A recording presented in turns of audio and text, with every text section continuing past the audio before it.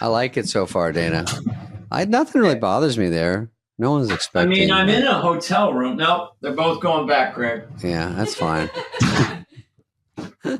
This is a good beginning. Yeah. This is the beauty of remote podcasting. I'm in different hotels. You know.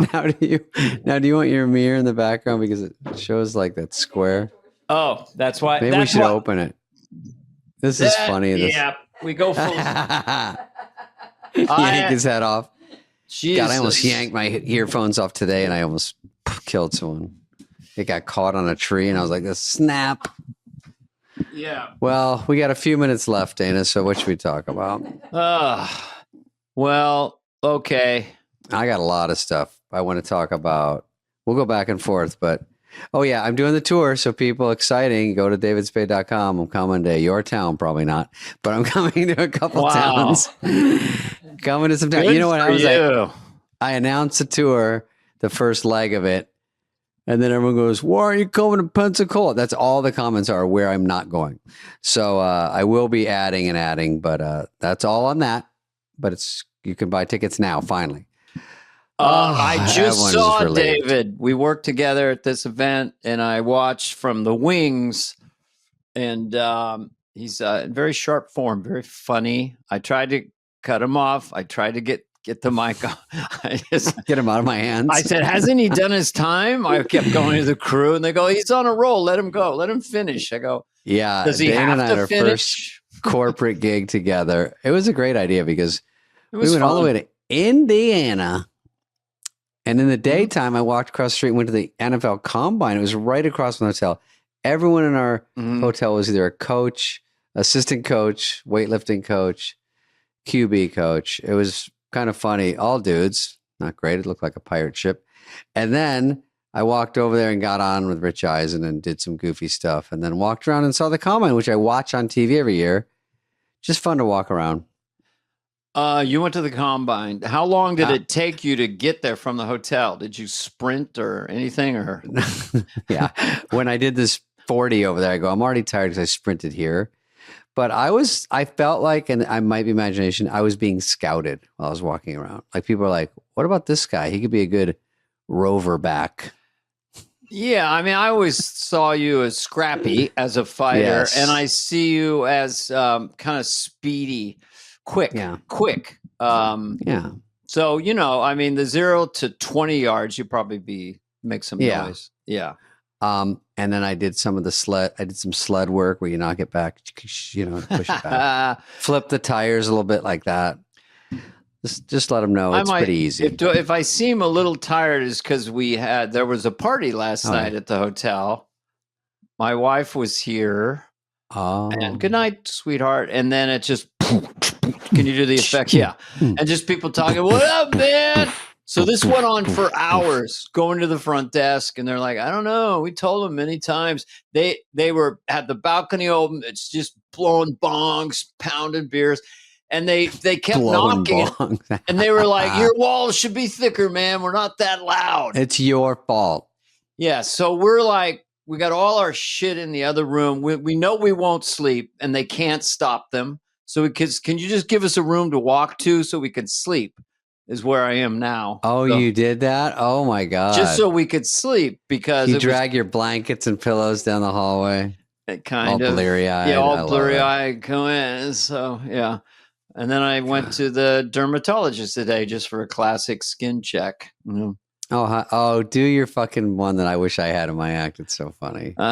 Age related. He's got a little eyeglass. He's going around. Age related. This time, the guy's really nice, but this time I didn't realize I was wearing powder blue underwear. I just grab them, right? Oh my God. They go, please get down. So I'm sitting on the paper, just nothing but the powder blue boxers. Skivvies? Sitting for like 5-7 minutes waiting. Gross. Then it's like, he comes in. So this time when he checked me, he goes, those are red dots. That's normal. You're going to be getting a lot more of those. These dark ones back here, you're going to be getting a lot more of those. So your balls hang to here. It's going to be getting a lot lower. Yeah. And then he said on my wrist, he goes, let me, is it cancer? He goes, pre-cancer. Don't worry about it. It's pre-cancer. So we're going to freeze it. So Is everything sort of just pre-cancer until it's cancer, I guess? I don't know. Yesterday, because I'm in town and I live in the country, living in the country.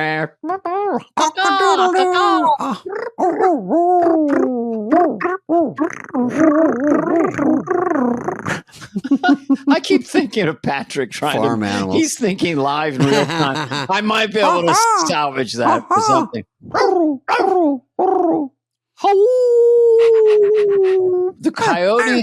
The coyotes, when they work in packs, and you hear them coordinating out in the field behind our house, like coordinating. Oh yeah, strike. they attack, and then they're like hyenas. They're high pitched. They get horny. It's like you're killing. But anyway, I was in the big city yesterday. I got the eye thing. Better now or better now? Oh, better yeah. now, better now, better now, better now for about 45 minutes, and then the ophthalmologist came in. That was just someone doing that. Was just me by myself.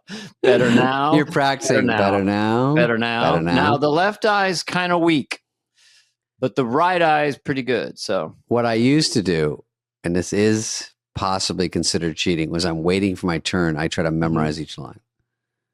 And then I go up and they go, okay, play. I go GF, PF, 4, 3, 2, 1. And they go, well, there's no numbers in there. I'm like, that means I couldn't even see it when I was cheating. Well, let me ask you a question. This is just straight up. Why didn't you, when you go to the pharmacy and you get the, 1.5, 1.25, 1.75, they're upping me to 2. Why getting assistance in your eyesight is called cheaters? Oh, you need some cheaters. Get some cheaters. Why is it cheating? Because you can't see. It's cheating. David's wearing. I'm wearing cheaters right now. You'd be a total blur if I didn't wear these. No, I actually can sort of see, which is crazy. So you have a lot of good genetics. In the next grown-ups, we should do this where we all sit down at the diner. The next grown-ups. There's 5 of us. Yeah. And one of the next grown-ups that we all sit down and everybody puts their the 4 out of the 5 guys put the menus like this, way back here. And then because they all can't see. And then I go, you guys, that's so lame. And then I go like this. Instead of growing ups, the next one's gonna be called growing old. It's not growing up anymore. It's kind of it's gonna be GROAN. Yeah, it's not gonna be good. So I got the eyes, I got the skin. I finally slept. It's been a big weekend. I don't know. Liver bad, kidney bad. What's that from? Is that from your act? Yeah, I think so. They go check you. Oriental medicine. They go liver bad, kidney bad, spleen bad. No, that was when I used to go to a homeopath. There was sort of acupuncture doctor, and I was on SNL at the time. It was in the Valley, and I would go. And they would take your pulse and go, oh, you're liver bad, kidney bad, everything bad. Right from your pulse. You're tired. You're tired. You're so tired now. Oh. And they give me these bottle of red pills. Now, what they would do is caffeine you pills. do all the acupuncture stuff. We put here for you. I'll go there. I'm doing a Norwegian accent, just a bad one, okay, for you. Sure. And go there. So they also would put it in your head. So one time, and this is not a bit and not a joke, I drove away and I noticed I still had one of the acupuncture things coming out of the top of my head, like an antenna. Yeah. So beep, beep, beep, I was getting, this is FM radio, KFOG from the San Fernando Valley. But anyway, life, is what it is. Picking up AM radio in Iceland. Christ's sakes, Carvey, I think next time you should comb through the turf before you exit the acupuncture place. Hey, how much if you pluck them out? Let me ask you a question because I like to do that. Have you ever done acupuncture? Oh, yeah. With this neck? Are you kidding me? But you know what? It was a bummer the other night. We flew home. We did pretty good on the flight. That turbulence at the end kind of tightened me up. And from then on, I went to this Oscar thing. And I went with Chris and then I couldn't go out late because it was killing me so bad. I started getting such a bad headache. Such a bummer. What a fun night. But we did put a lot into it. We did flew all day, me and you. We came from 18 degrees. Everything about it was just a beating. And it's kind of interesting. I like to kind of just let the turbulence exist on its own. So I just flop Like I just go with it, and I saw you tensing and tightening. I thought, well, most of the time you're sitting on the floor of the airplane, which is kind of hip, like a kind of a hippie thing. You're like, I on my knees. Give him a bongo. He's down there. Boom, boom, it bothers the other customers. Actually, I think when I was biting on the pilot's collarbone, just because I was so nervous, like on the way down. Yeah, I know. Well, we had a fun time, and here's a funny thing. So I don't see the Oscars at all, and our boy Conan was on them. So I see little clips here and there, but then I go to this shindig, this Vanity Fair one with Chris. So when you get there, it's going to be a little bedlam inside, but there's a press line. So that's the kind of stuff they don't really want guys there because. Guys, I'm wearing a black suit. So is Chris. He looks good, and they don't want guys there. They want a guy. They just want to take the pictures of the girls' gowns, basically. Got it. The guy who cares, And so when you get the press line, at SNL, the press line, it was like log jam. I was standing there for 20 minutes waiting to go through. And like 4 degrees. I mean, was it outside or no? No, this Vanity Fair, this one. No, in SNL. Oh, you weren't there. Yeah, it was inside, but for some reason it was backed up. David. I know. I just keep bringing up that you missed it. But this one there's a few people waiting, and we're behind Jeff Bezos and Lauren, right? So you just never know where you're going to be in line, because whoever gets there, like last year, a slew of these models came in, like Gigi Hadid, Emrata. They all were in line. And so I said, you guys go first, because that's all they care about is this stuff, fine. So I'm waiting, and then they say there's 3 circles. This is inside baseball, as we always gross everyone out. I love it. I know. Don't be mad. I'm getting information right now, even though I've been to the Oscars a few times. You've done a million of these. No, so this is just the after party. Okay. And there's a wall of photographers, and so we're waiting, and so Bezos, who I don't really know, I don't think I know him at all. I know Lauren a little bit. So they go first. So they get on their little circle. A few clicks, Jeff, Lauren, over here. Oh yeah. They're doing a little action because it's a couple, So they go to the next one. So Chris Rock comes up. They go, Chris Rock. So he's in the next one. Okay, and then when they move forward, they go Spade. So now I'm on me. It's a few clicks, but we get it. I'm wearing a suit. I look around, got it. And then I look at Chris and I go, like, let's get out of here. Go to the next circle. Let's get out of here. Yeah, and then Bezos is there, but he's like, hey, he's kind of peacocking. He looks good. Lauren's very pretty. Like, hey. Did he have a sleeveless tuxedo with his biceps bulging out? Yeah, I mean, his skin. He actually brought a Solo Flex with him, and he was on. He is jacked. Yeah, he's ripped. Yeah, and so, there's a picture of us. Oh, Heather will send a picture. Maybe we can put it up. I never saw that. I didn't see any pictures from that night. So you should look for another one because. So then. They're still taking long, so we're not getting off our circles, and I'm just dying out there. And now the photographers are like down; they kind of shoot from the hip, like this. Just now they're going across me and Chris, trying to get Jeff, Lauren that way. And then they're looking at their film, they're checking their phones. I'm like, Chris, go! He goes, I'm waiting for them. Then they finally move off, so we go to that circle. Then we cruise off. No, then we get a couple together, I guess. So then we go off, and now they stopped for something. And now we run smack dab, once we're off the carpet, into Jeff and Lauren. And Chris is with his daughter, too. And they say, let's get a picture of all you guys, like we're all together. And I'm like, so I say hi to them, and then they cram us all in a picture. Jeff Bezos. Now we're all like all the party together.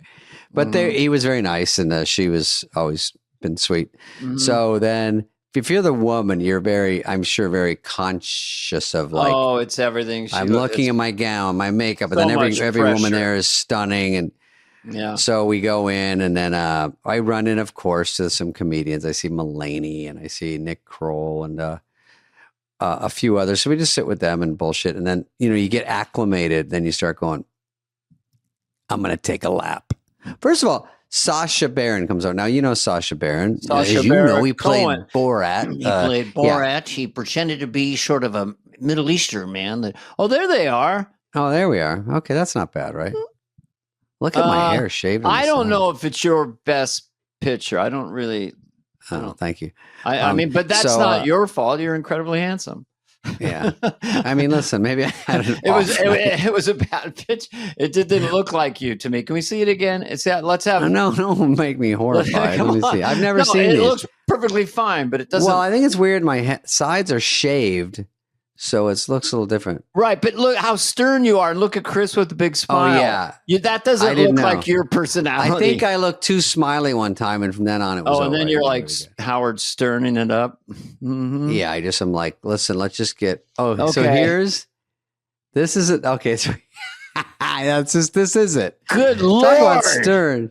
Look at how funny. So the other funny part is Chris's daughter's with him, who's obviously very pretty. How old is his daughter?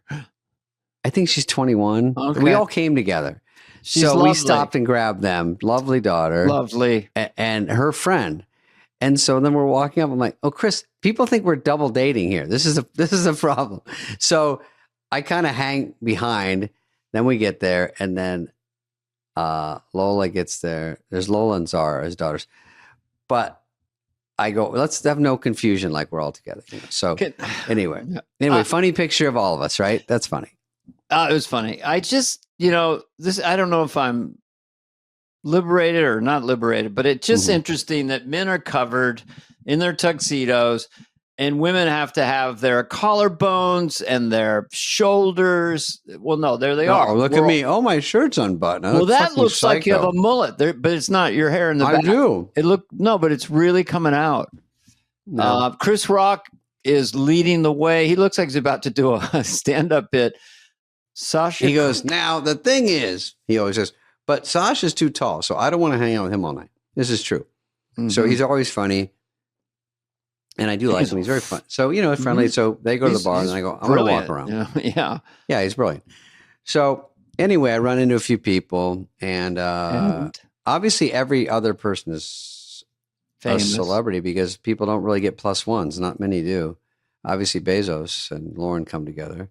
Mm-hmm. And so I just see a lot of interesting people. You don't see a lot, but I was not feeling great, obviously, with my horrible pictures. And my shirt was too unbuttoned.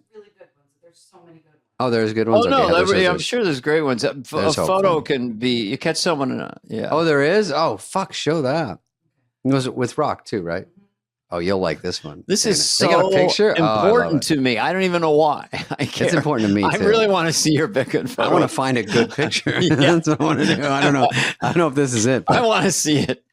Oh, but, they walk around. They kind of ruin it because Kim K was just on SNL and they're building a Skims right by my house and I wanted to grill her about it. But it's hard to go up to her because they always have someone sort of floating to nail someone. They have security. Just get a picture with her. Yeah. And if you say hi and get a picture, it looks like you're trying to get a picture. Too sweaty. Out of respect, I said hi for 2 seconds, but it was in between when the guy... I don't think... The only negative about the Vanity Fair party, and there's really none, is there's probably 2 floating photographers. And so... In a ballroom of 300 people. Yeah, maybe. 200, and it's small. Mm-hmm. So it's small. It's like a... Yeah. Okay, here's your... Oh, here's a bad shot of me.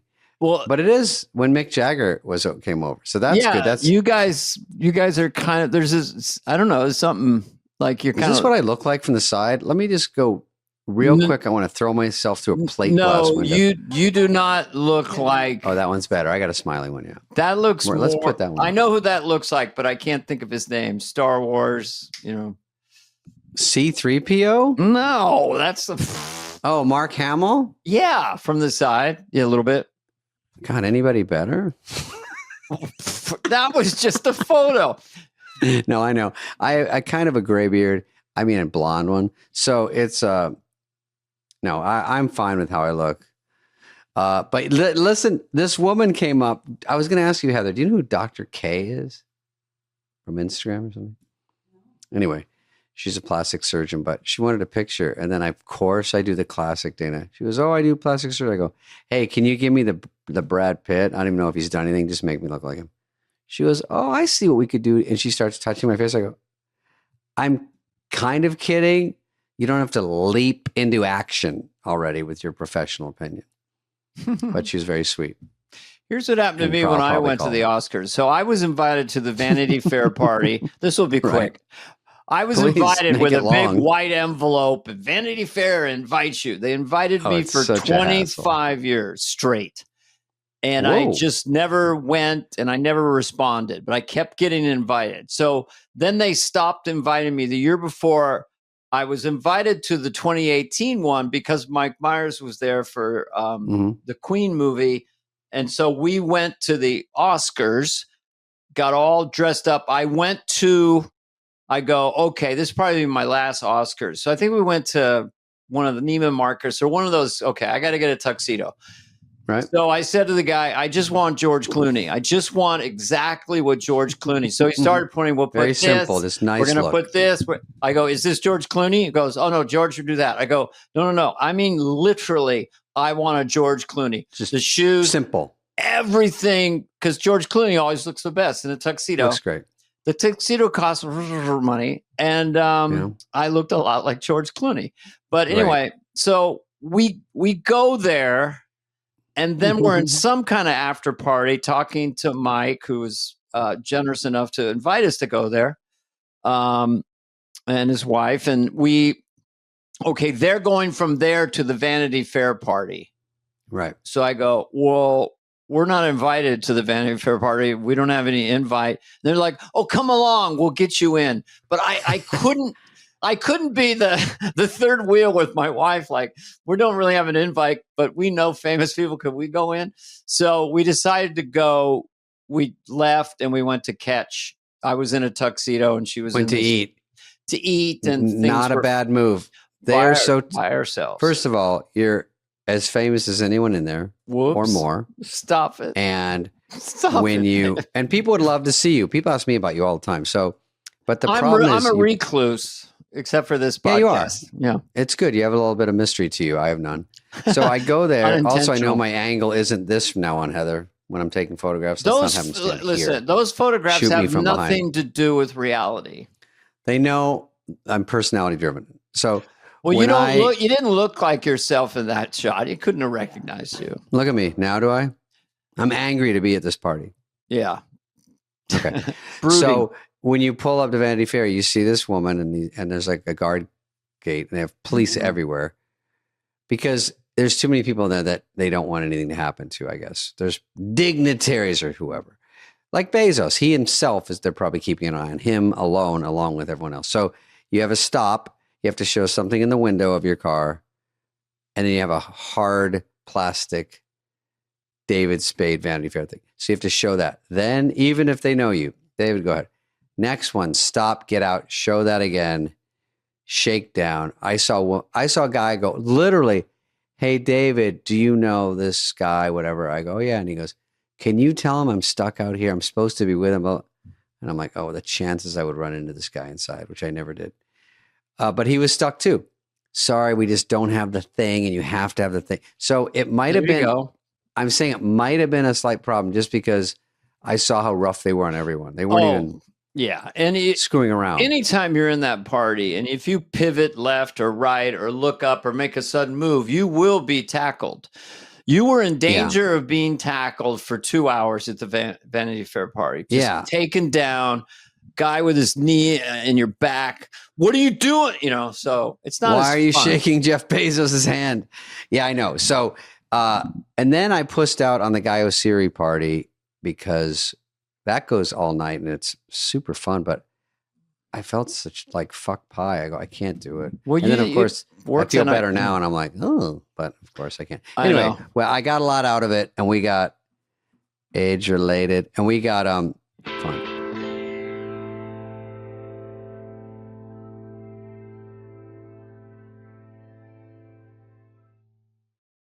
And now a word from our sponsors at Betterment. When investing your money starts to feel like a second job, Betterment steps in with a little work-life balance. They're an automated investing and savings app, which means they do the work. While they build and manage your portfolio, you build and manage your weekend plans. While they make it easy to invest for what matters, you get to enjoy what matters. Their automated tools simplify the complex and put your money to work, optimizing day after day and again and again. So go ahead, take your time to rest and recharge, because while your money doesn't need a work-life balance, you do. Make your money hustle with Betterment. Get started at betterment.com. That's BETTERMENT.com. Investing involves risk. Performance not guaranteed. Let's give it just a shout out. It'll be whenever it's out, to our friend Conan. Did a great job. Yeah. Great jokes. He had his serious moments, funny moments. He kept it light. And I thought it was a home run for Conan. And he's probably, I bet he's already been invited to do it next year. And Adrian Brody, all the highlights I heard where he did a long speech, which fine. I mean, I do love it when a guy goes, "Stop the music. I've been here before." You know, he told him, no, stop. Please turn off the music. I've done this before. This is not my first rodeo. This is not my first. Whoa. Can I just make... I like the... Go ahead. The gum one. Go ahead. No, not my first rodeo is such a funny figure of speech. Like, apparently first rodeos are complete shit shows, but the second rodeo is really nice. But the first one, you get messed up. But I saw a girl with a hat on, honestly, about a week ago that said, "This is my first rodeo." Please excuse me. This is my first rodeo. Here's the cool thing about this that he talked about. So this guy gets the Oscar 20 years ago. He's a great actor. Right. And then he's kind of in the wilderness years. He's not getting as many A parts. And he really talks to that. Like, I'm still here, Hollywood. It was very open and emotional.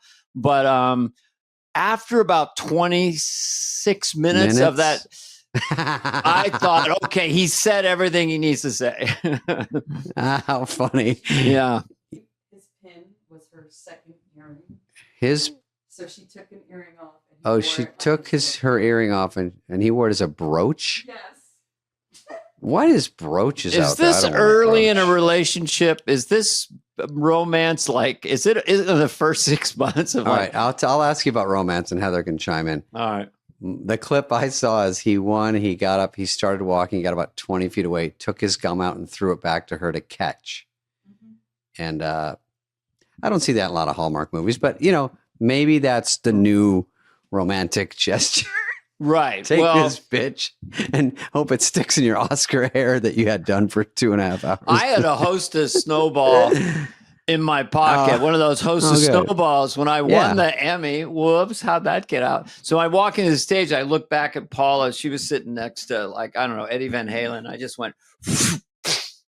And she had a catcher's mask. Just romantic.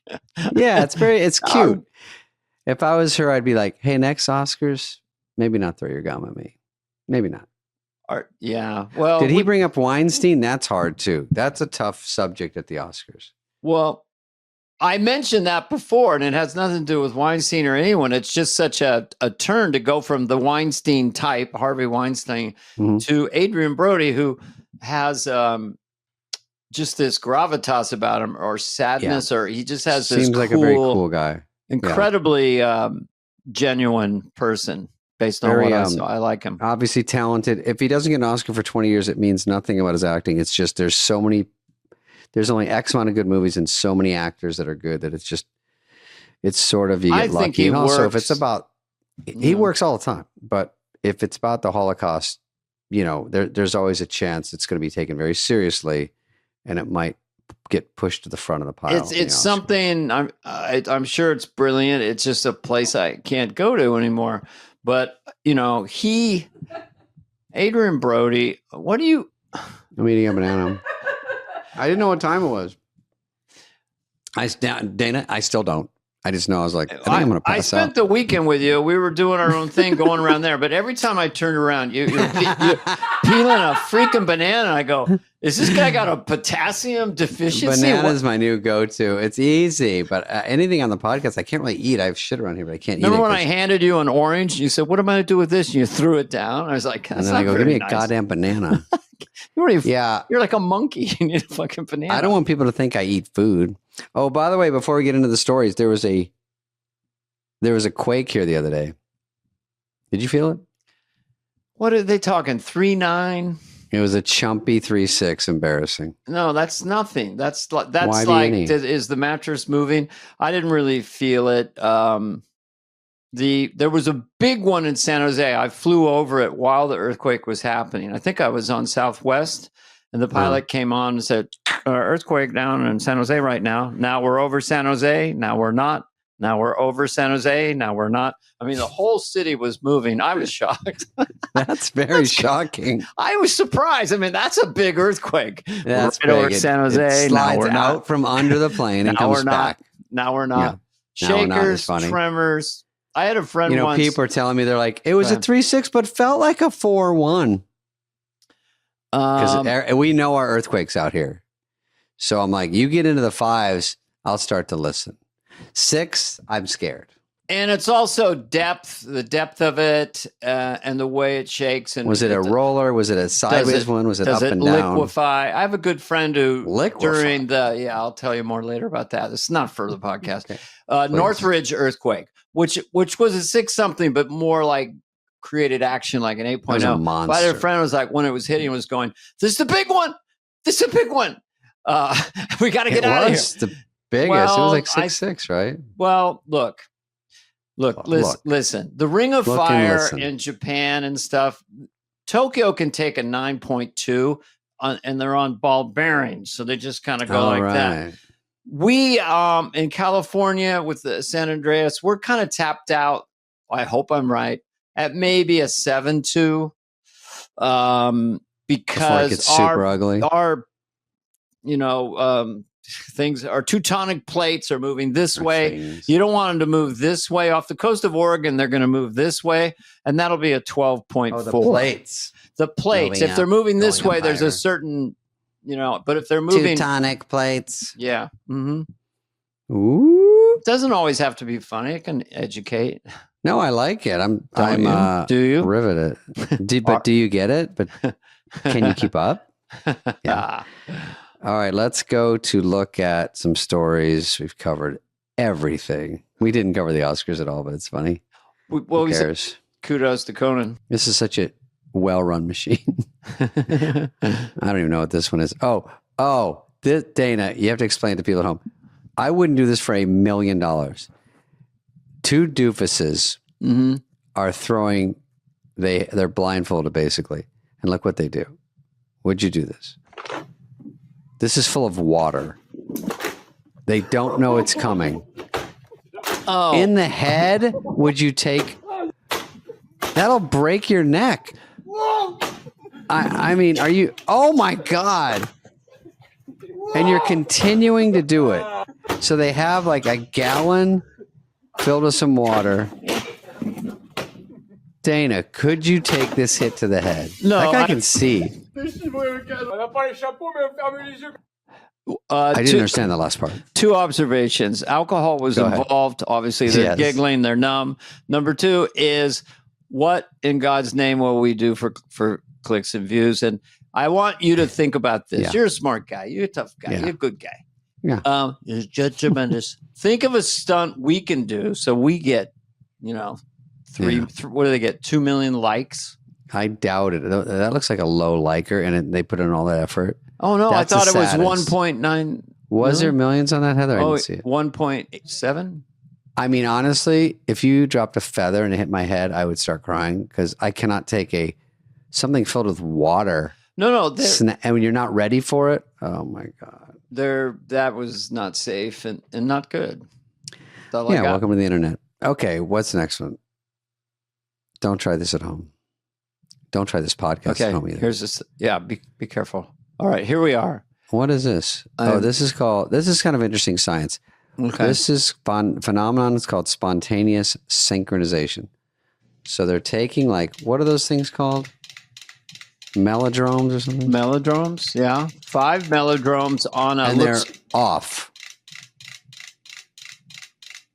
Spontaneous synchronization is a phenomenon where independent oscillating systems like metronomes or fireflies, they naturally fall into sync without any external coordination. Look, they're getting closer to being the same. For what reason? Wow. It is observed in nature, physics, and even biological processes like heart cells So beating in little unison. toy metronomes were all discombobulated Five of them. and then achieved synchronicity without On their any own. outside help. See? Very cool. Okay, you can stop it. And you think It's the fucking universe noisy. was just random? Yeah, good luck. But they say sometimes girls all have their like, what's together. So is that sort of the same? I don't Is that want sort of the same thing? Yeah, I'm not involved in this bit. I'm not saying a bit. I'm saying I've heard that happens when girls like live together in like a dorm. They all kind of sync it up somehow. I'll just put it out there. Heather, you're being quiet. Do you know this story? Have you heard of this? Yeah, or periods get in sync. Oh, periods get in sync. Oh, she just nailed it, hammered it in there. There's a lot we don't know about the universe. I was dancing around it a little bit, but yeah. Yeah, Dana just sums it up by saying, there's a lot we don't know about the universe. It's fine. Eventually, I mean, we have a telescope out there that's 1 million miles from Earth now, and we're going to be able to see, and I always have a hard time with this. There's light, the Big Bang, all the matter of the universe ahead of a pencil, and then it explodes and all this light comes out and we're thrown out of here. We'll be able to see back to the beginning of the Big Bang, and I think they just did it, and all they saw was a giant eyeball blinking. At first, I thought you said we have a telescope 1 million miles away, and I'm like, that's too far. They should have the telescope here that they could see 1 million miles away. Well, it was cute when it was on a mountain in Hawaii, but then you get out in outer space, you're going to see a lot better. Dude, I don't want to know what's out there because I see stuff from the space station, and there's clearly UFOs flying around, and everyone's like, I'm like, oh, it's real, Dana. There's a lot of people got itchy last week when I said I believed in what was it? Cloud seeding? I don't know. Yeah. Chemtrails. And everyone's like, what? What do you mean chemtrails? Was I there for that? Well, they spray and they put stuff in the air. And, that one. Yeah, I remember. Yeah, I think they really do it. Everyone just says, what can I do about it? There's nothing you can do. You just have to slurp up that parasite poison or whatever the fuck it is. I hope it's not bad. That's what I was saying. I said, someone's going to murk somebody if it's real because nobody likes to be slowly poisoned to death. I don't. No. I'm crazy that way. Yesterday, the eye doctor said to me, you eat a lot of vegetables? I go, yeah. Spinach, this and that. He says, spinach is out. And he said, no, it's too many toxins when they make it. So too many chemicals. I go, spinach is out? What is in? He goes, well, I saw a picture don't of eat kale. Salmon with maggots. Salmon with a bunch of parasites in it. Parasites are the new thing. Like, they're probably in everyone to some degree, even though they're microscopic, or they're the kind they pull out of people. Literally, it's like this. It's like, bleh. I've only known kind of human parasites that sort of try to use. Like plus ones. I'm more worried. Human beings are the scariest thing on planet Earth. I'll put it that way. We're worse. Yeah, we're worse. Scary. All right, next great riveting story. Yeah, let's do this. Let's dig in. Oh, Dana, you'll like this. This is like a scientific thing that Heather won't be able to fucking The stairwell illusion is one of the hardest to understand. So here's a guy coming down. Here's a guy. Just stand. He's going upstairs, right? Walking. Located in building 7. You're not going to like it, Heather. I'm telling you right now. I don't even understand it. Downtown Rochester. And you're going to think it's... The stairwell, designed by Hate it. Raphael Nelson. Can't stand it. Was built in My brain is flipping like a pancake. RIT suit. And I like they give you a graphic like you can show, like, see how easy it is to figure out? It's a jump cut on the camera. That's all. I don't think it. I think it's a real thing. Well, it's called an Assyrian stairwell. Is a visual paradox inspired by impossible but it's construction. a normal stairwell that just creates an optical illusion. I need more. I'm feeling sick from watching this. Sort No, of like I don't. Disney. Yeah, I don't. I don't understand it. No, I don't. It's a documentary about how weird that is. There's a documentary. So the basic idea is you're looking at someone go up a stairwell. They continue to go up. Then it looks to you like they've gone down and are coming up a lower stairwell. Something like that. Something like that. I call bullshit. Oh, you think it's a camera trick? Yeah. It's so funny. Well, otherwise, let's go to some building, a stairwell, with get Heather with an iPhone and make history. You'll be the guinea pig. No offense or nothing. I'll stay back with the iPhone. Let's build an Assyrian staircase. and just do it. That should be our big YouTube bit. We have a lot of mystery. And then they'll say it's camera tricks, though.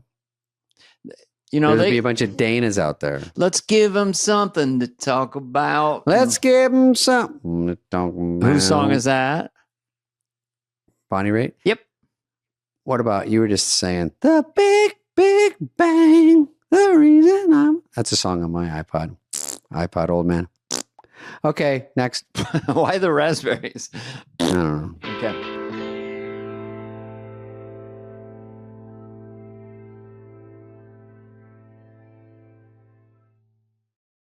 Did you know I saw that Chile, you're saying it wrong.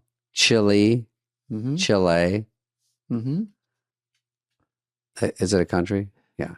They had 19 million people without power out of 21 million without power. That's what scares me. Those things seem so easy to happen in this world that just a couple problems in the grid go, that just scared. No power. They couldn't go in elevators. They're stuck here. They're stuck in the street. I mean, I would freak. Then everything rots in your fridge. It's just too much. Too scary. There was Dick Cheney. Love him or hate him, but he had one of these quotes: "Everyone's a Republican when the lights go out." Oh, I don't even know what it means, really. Well, sounds like a good one. It's kind of the environmentalist is the last person to build a cabin on the mountain. But we're so dependent on power, we take it for granted. And I don't know. Sometimes we have brownouts. All I need is Kill it first. Nope. How many play by your rules? How many bananas do you do a day? 5? It always looks like it has like a high collar on it. Hello. It looks like an ice cream bar. Where I don't know. I can't.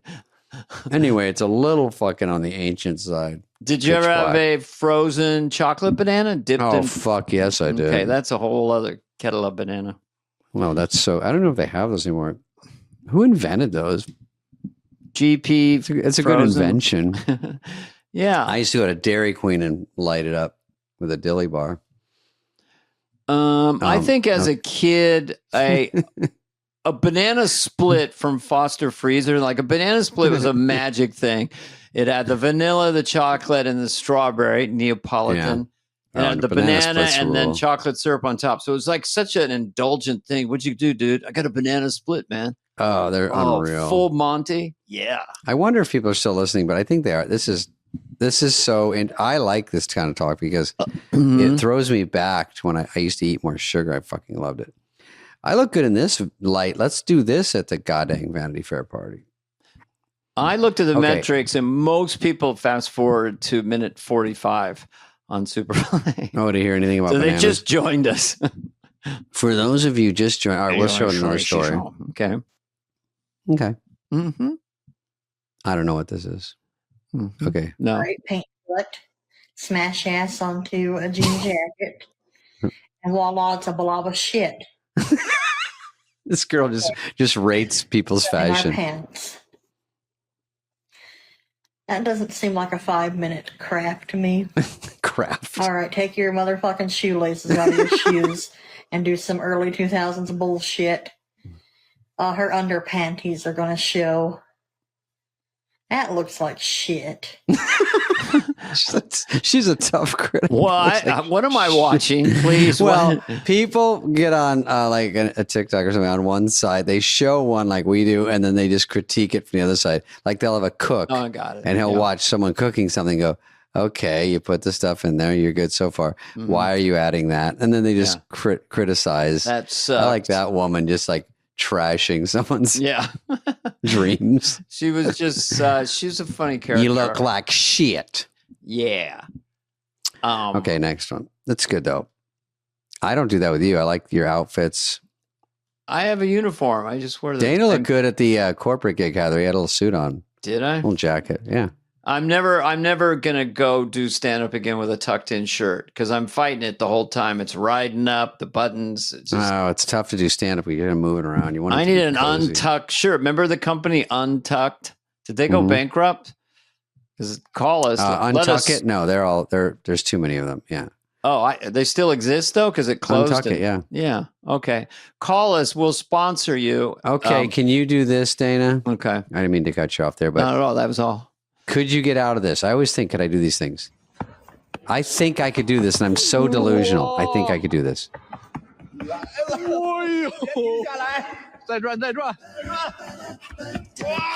think you could do this? I think you could, Dana. I don't know. That's like a guy sprinting in this snow cone tunnel and just going up and up. I would have to try it. I don't know. I would. That's a little hope I could parkourish. do it. I would hope I could. But. You're strong. You have strong quads and you have endurance. That's a tough one. But if you're, here's one I think I can do in parkour. This is one if I was stuck and it was life or death. They jump off a building onto a pole and slide down. It's the only way down. If it's the only way, you just do it. You clamp so hard, but you got to grab it exactly perfectly on the way down and grab, and then you slide. It slows you down a little bit. I couldn't do it as good as they do, but I've seen those. Yeah, I won't do it unless I have to. So don't ask me to do it. Were you kind of a daredevil as a kid? Yeah, a little bit sometimes because skateboard, or what was your? Skateboarding, and then went out for every sport. I had 3 older brothers, right? Stacked. And so we're living in San Mateo, California. And there's these old mattresses you find at the dump. Oh, yeah. And they were jumping out of the 2nd story window on them. And I was 4 years old. So I was afraid. But the next day they all went to school and I decided to climb out on the ledge. No way. And then I sort of panicked. So I'm hanging from the window and the neighbor calls my mom and says, I think your son Dana is hanging from the window. Oh, so my gosh. What are you doing out here?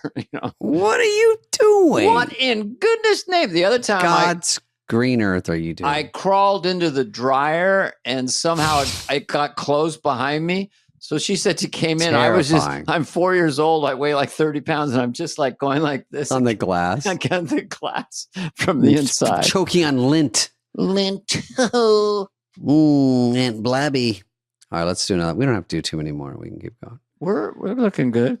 We're killing it, actually. Mm-hmm. What's this joke? Oh, my daughter met poop and pee at the city wastewater treatment exhibit and cried when we had to leave them. So they have mascots for poop and pee, I guess. And what is the point of that? To educate little kids about toilets and what goes down them? Okay. Look at the comment goes, and they say never meet your heroes. That's a good one. That's a good one. How do I land that gig? That's funny. Dude, I would do that part-time to make money. Oh, yeah, of course. Dress up in a thing. I would do rock, paper, scissors for pee. I'd rather be pee, I think. Did you ever, as a youngster, stand outside like a ice cream store or something and just hold a sign and turn it and stuff? Like, hey, come over here. Oh, no, that thing I can't do. Yeah. I'm not a great stander. I can't stand for hours on end anymore. Not as much fun as it used to be. Standing's good for us. It's the sitting. It compresses. Oh, standing keeps your body moving, yeah. Yeah. We already walked Heather. Helps your spine. Heather, did we walk you? Walk the crowd. We have a crowd of 1 here and she walked.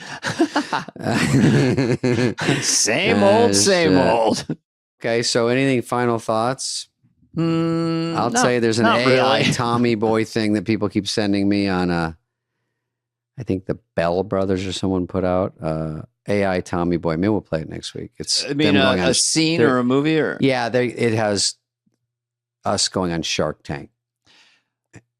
Within 3 to 5 years, you will be able to say, Tommy Boy 3, they're in the Army. And then within 1 second, you'll have a perfect feature film and you'll have a film done. I could say. And I'll still complain that it was hard to do. Wayne and Garth in the Wild West. Boom. And then the movie would be done. So all those people out there, the grips, the lighting people, the makeup, I don't know what to say. The actors. What about Wayne's World with 3? They go to Uranus. That would be like a good Wayne's World one.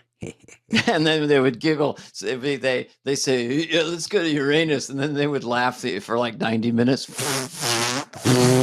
Sounds like your butt. I always said, people ask me, what's with Wayne's World? I said, the two biggest losers in town are the happiest people in town. Yeah, I like because that. they ritualize every single moment. They're in a life. good mood.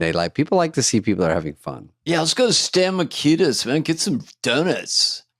By the way, I think there's an assembly of busboys so far. An assembly. I haven't seen it. We're letting the director, Jonah's going to do stuff to it. Well, like Spielberg, you have assemblies just constantly updated. You're seeing every day you have the scene cut on some. So you should have a rough cut by now. I've only seen a couple scenes cut, which I liked. So, but I think the trick is what's everything in a row. People don't know you shoot a movie out of sequence. Some people don't. So you don't really have any continuity. You're like, you shoot your last scene first and a middle one, then one of the first one, then you go. So it's very hard to get it to feel how it's going as a story. What's the heart tugger? Well, they're busboys. They struggle. Yeah. Yeah. His dad's in jail. Okay. And you get him out. And he gets hit by a car early on, like he's a little off. And then he doesn't really have a dad and his mom doesn't really like him. So I take him in. Jeez, it's like Joe Dirt or something.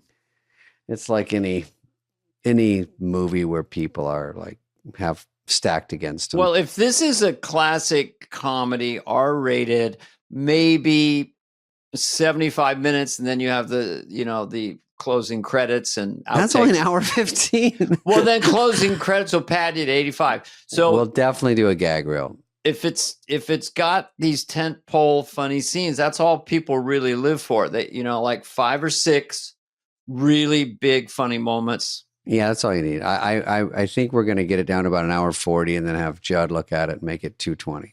It's weird, but Theo hit me up and this is kind of, I shouldn't even say this, but I'm editing Busboys. You are? I'm the editor and I think it's going to be great. I wouldn't mind that. I would trust you. I think it's going to be great. You come off great. Theo's I don't know the editor, but I've seen a few things. So the director gets, per the union, he gets the first cut. So I don't mind that. That's the way it's always been. So he's going to get it. He's going to report while he's doing it. And then we'll all go in there and take a look. So I'm excited. Yeah. Anyway, we did it. We still did an hour. Look at us, Dana. I know. it's shit. I don't Somehow know how we do it. No, people are eating dinner and doing stuff. Yeah, they're riveted. This shit's great. We should be called the backgrounders. This is what you listen to when you're doing other things. While you're doing something important. Superfly happens while you're busy making other plans. You know what? John Lennon. Yeah, that's what life is too. Mm-hmm. Life. Wait, what is the phrase? Oh, you have life plans. is what happens to you while you're busy making other plans. John Lennon, Beautiful Boy, Double Fantasy album, 1980. All right. People quote the line, but they don't remember where it came from. No. Okay, that's it. So we'll see you next time. And, we'll see you next time on. Oh yeah, you can buy tickets for the tour now on my David Spade. And also, we're at the Fantasy Springs. We're going. By the time this happens, we'll be there the next day, right? So then you get a 2-for-1. No, it's not. Oh, it's in a week. Oh yeah, okay. It's not the next day. We do our funny stuff, and then we're going to come out, and it's going to be mayhem. We're going to take questions. I don't want to use the term razzle dazzle, but you'll be razzled and dazzled. Let's put it this way. It's called Nothing's Off the Table Tour. We only have 2 dates in a tour. We've already done one. And we've done one. We're halfway done. Yeah. But it should be a banger. It's mostly because I don't think Dana wants to go around the world and do this. It's getting late in the game to just go, hey, you guys want to do a world tour? We're like, oh my God, I don't know. Because the podcast is seen everywhere. So like, you want to go to Australia, you want to go to England. I'm like, I love those places. I just don't know. Heather wants to go, of course. You want to tour like the Rolling Stones. They do a date and then they take 4 days off. They pack Mick and Ice. They do a thing. He's extraordinary. But I'm not my friend. Yeah. Your friend, your buddy, your doppelganger. You guys are like twins or something, but you're much younger. But he's in incredible shape. But they do take 4 days off, then they do another one. So they tour and it's 6 weeks. And they're in a 747 and they stay at the Taj Mahal. And it's arenas, but there's ways to do like little mini, but we're at a motel, the world 4.5. Which started 3 years ago and they're going round and round. And I mean, it's just like, I don't know, that wears people out. Oh, I get it. All right, we're going to end. All right. Okay, I'll see you later, Dana. Bye, guys. This has been a presentation of Odyssey. Superfly is executive produced by Dana Carvey and David Spade. Jenna Weiss Berman of Odyssey, Heather Santoro, and Greg Holtzman. Hope you liked it. Ooh.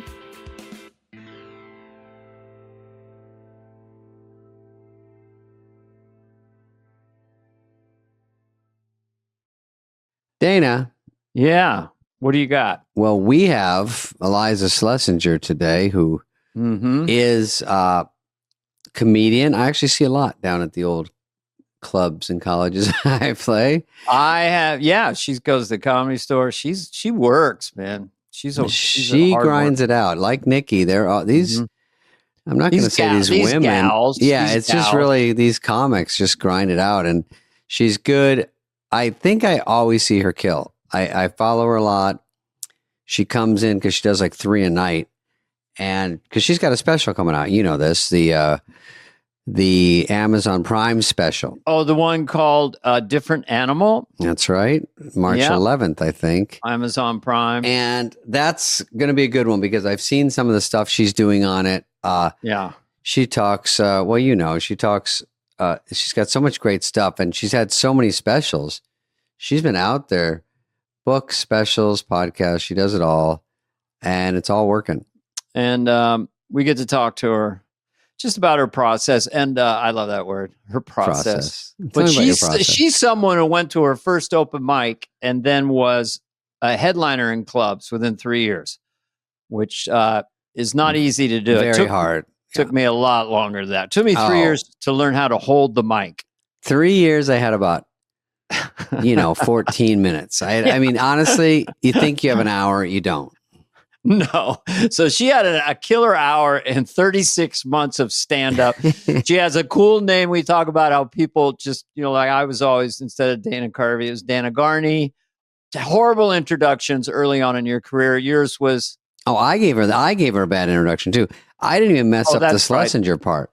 There's a controversy about... There was a big controversy. There was a big thing that happened between Eliza and David, and we talk about that, and we talk about what she wears on stage, her marriage. It's a fun episode. I really enjoyed talking with Eliza. Without further ado, here she is. He was like a John Belushi thing. Yeah, you got it going. Oh, man, he hated women. Oh no, John Belushi hated women. Yeah, he's like famous for quoting. It's a good start. I like pizza. I like movies, and I hate women. He's famous. He's famous for saying women aren't funny, and I only think about that because journalists always bring it up, and I'm like, he's dead, so I guess I win. Oh, quotes follow forever. Have you ever been like, you read something and Eliza said this, and it's completely made up? Obviously, you have. Not, or just like a half quote, and you're like, I'm sorry that I said that like half awake on a podcast in 2010. Yeah. Like, do I still need to? Yeah. Remember my firm stance on dogs versus cats? On a sandwich being a pita. Going out on a limb. Literally. Yeah. Dude, pita had a good run. I mean, that pita bread, that was a good bit for... Well, like stoner podcast people have to be like, oh no, is a tender McNugget, is a pita a sandwich? And you're like, the world's on fire. Yeah. I don't know. Well, it's literally on fire. Literally. I was going to say it was too soon, but when I said last night to someone, well, this is rude. We'll take it out. But I said, oh, where do you live? And they said, Encino. And I said, oh, did you have any problems with what happened in the Palisades? They said, no. And I said, oh, even the fire doesn't want to go to the valley? And they just stared at me and I go, no, but actually, so it was horrible. So everything okay? I had to skim over it. You know what I mean? I'm going to defend Encino right here. The first house I ever bought was Encino. And I would go over the Mulholland Hill into the hella Hollywood party. Who loves you? Go back to the country. I'm going on record defending. I like Encino. Do you? The first TV show I ever shot, we shot it in Encino in like a mansion. It was like a reality show. Mm-hmm. And I had no real reference for it. But as I get older, you're like, oh, that's where all the money in the valley goes. Like if you want to live like a millionaire in Kansas City, buy your house in Encino and you can live like a person. Is Encino the nice version? Is it like closer to the mountain? Is better that way? But it's on the flats, but you want to be south of Ventura. You don't want to be in the crime-ridden areas, although they have their advantages and fun too. Was this show called The Bachelor? No, it was called. You would only know this if you had trouble sleeping and or a coke addiction because it aired so late. Well, what was the subject of it? Let us see if we can guess the title. What was the idea of the show? It was called Excused, and it was like a dating show. People and I was the host. Oh, it is and a people dating would show. date. Oh yeah, we did 230 episodes. Holy And so shit. I have eaten. The bigger issue is that no one knows the show, but I have eaten at every single restaurant in Encino. Oh, because you're Rosetta. out there. I love it. Rosetta and Encino. If there was a lunch special, if there was a sushi bar, I ate there. Who does what network was that on? How did I miss a 230 It's like episode? It's like Seinfeld. It's like it's like Friends minus the money. It was syndicated. It was CBS Studios. So it was picked up in all these crazy markets. So every once in a while, I'll get some like dude in skinny jeans that's like, I used to watch you when I was getting ready for my shift. Skinny jeans. I used to watch. Yeah. Before I used go to to watch you. Fuddruckers, we Did you always like watch it? It wasn't really for That's me. right. You ever get a backhanded compliment? I heard you're pretty funny, but it's not for me, man. I saw some of your stuff. I stopped watching when you got married. I stopped watching. Oh, did you. they say that? It's you can take the good with the bad. You get all kinds of weird compliments that I'm like, look, you would still love to have sex with me. We both know it, but thank you so much for buying this ticket and enjoy the improv. Enjoy the show. I want to walk around with that attitude. Yeah, I do You too. want to have sex with me? We both know it. We both want it. You could, We both want it, but I am married, and so it's tough. But yeah. but Do women comedians who are photogenic, let's put it this way, attract the creep element more than the stud dudes that the men? I guess I can't comment on more than but I think it's not even about being attractive. I think you just, as a woman, you just like leave the house. You're like, here I am. And then the universe is like, well, here's the list of weirdos that are going to make it tough for you. Yeah. No matter what you look like. So I Yeah. don't even know if being attractive matters. Guys are just like, hey, let's do this. They'll figure it out later if you're attractive. They just need to get something going. I mean, I've definitely talked to male comics, big male comics, lesser known ones that have, I think stalkers come in, I think mental illness knows no gender. And Yes. That's your next your next special. A good hooky title. yeah, because it includes everyone. Ali Wong always slams when she gets on stage. She goes, like Pauly Shore brings her up. She goes, Pauly, there's so many girls that would fuck. This guy's the grossest guy out there. All male comics are gross, and all these girls will fuck them. It's so rude. We're all in the back going, now, here. I am now here. Let this meeting come to order. Now, see here.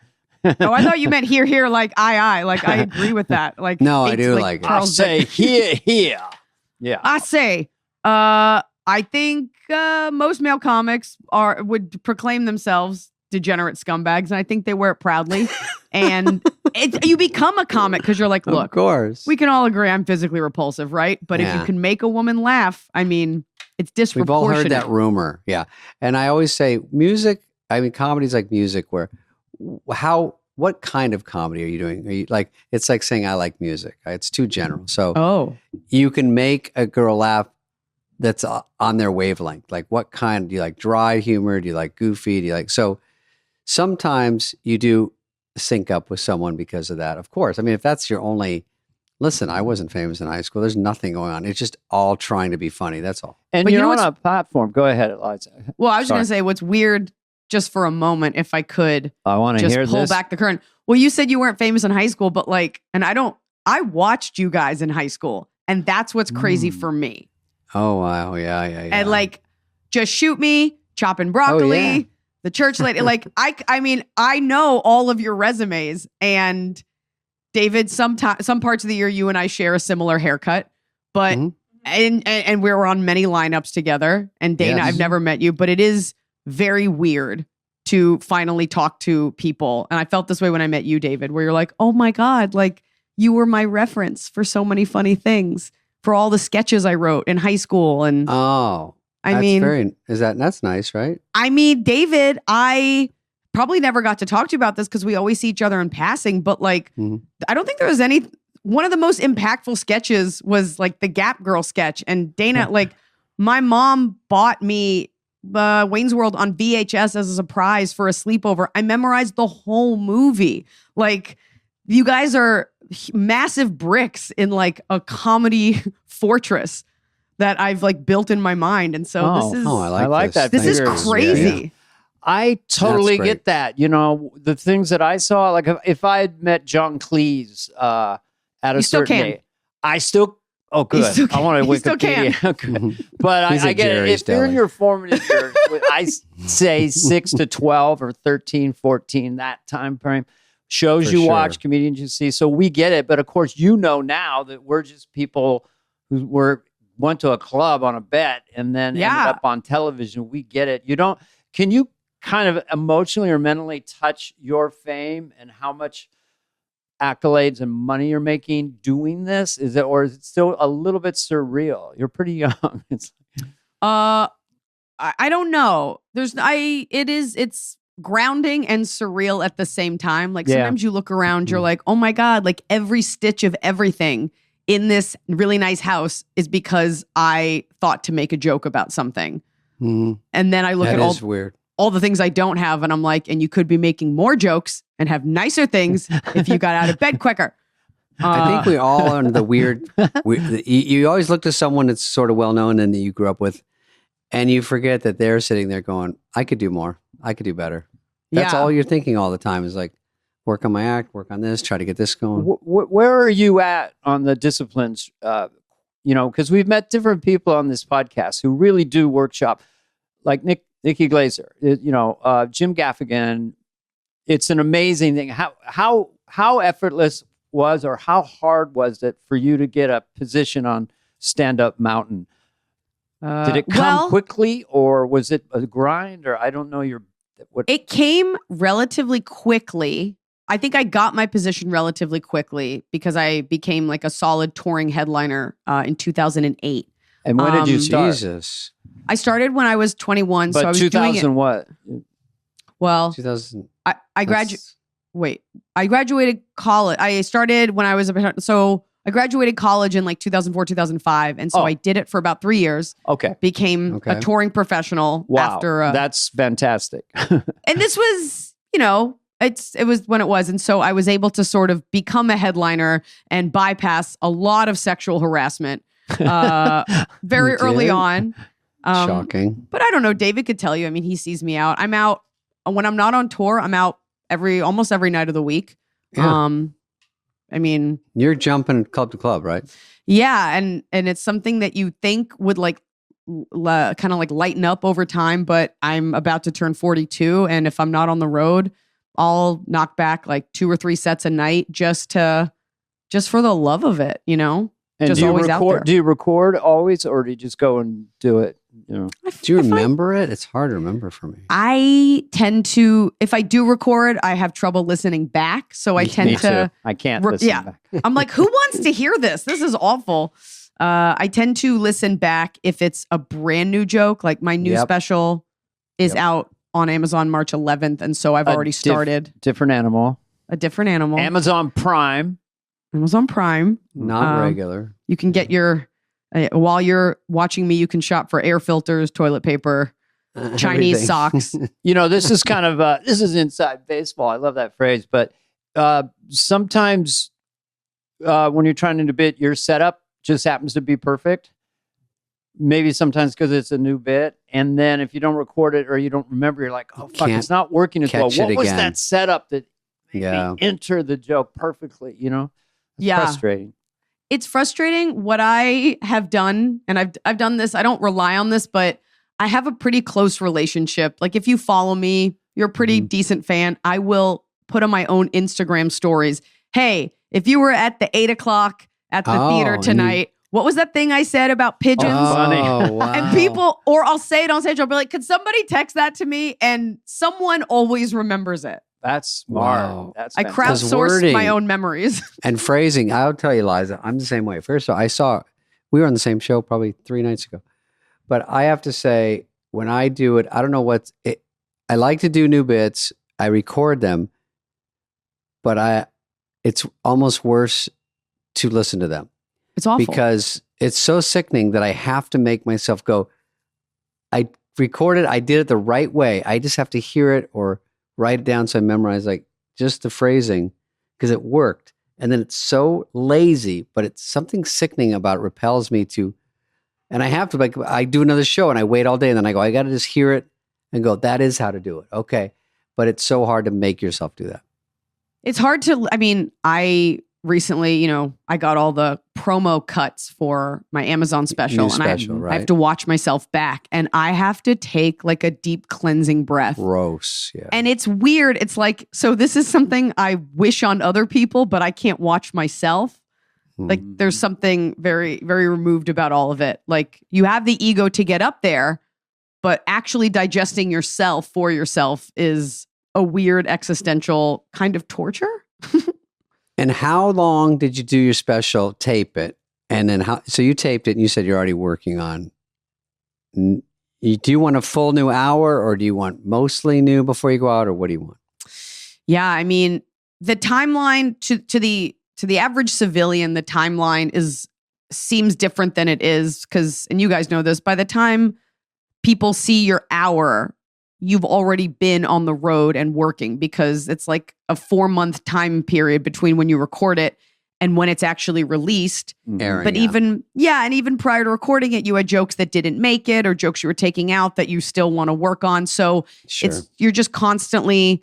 The other night, I actually got up, and I seldom do this, with just a list of jokes that I've written down that I haven't gotten to, and I just read them, and then we'll just start with those little. Just see what pops out. You're right, and sometimes it's a bit of a trick. Give us one of these jokes? Yeah, give us one. Sure. Yeah. Okay. Sure.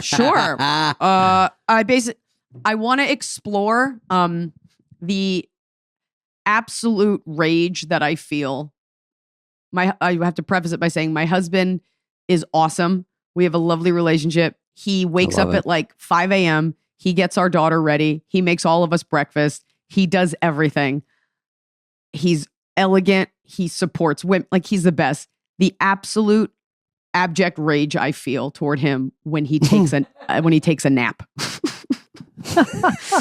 Like he needs it so he won't collapse. So he'll live. There's just something too gentle. I'm like, why don't you take your nap, you little gentle toddler? Why don't you take that little baby nap and rest your eyes? Like he's been up for 18 hours. Like he has to take a nap so he doesn't collapse. I didn't see this napping on your resume. I don't think we would have had a first date if I knew you napped all day. And you're like, he's like, I get 5 minutes a day. Just relax. Yeah, it's a 1 hour nap. And I'm like, but what if I need to talk to you? Like so it's less that it's more about making fun of the unjustified anger. It's never an actual anger toward him. That is funny that you're just enraged. You're not kind of bothered or a little bugged. You're just furious is funny. Someone will be like, hey, can you ask Noah a question? I'll be like, don't know because he's in the land of Nod. So I guess we'll just put our lives on hold while he naps. Meanwhile, it's 1 hour.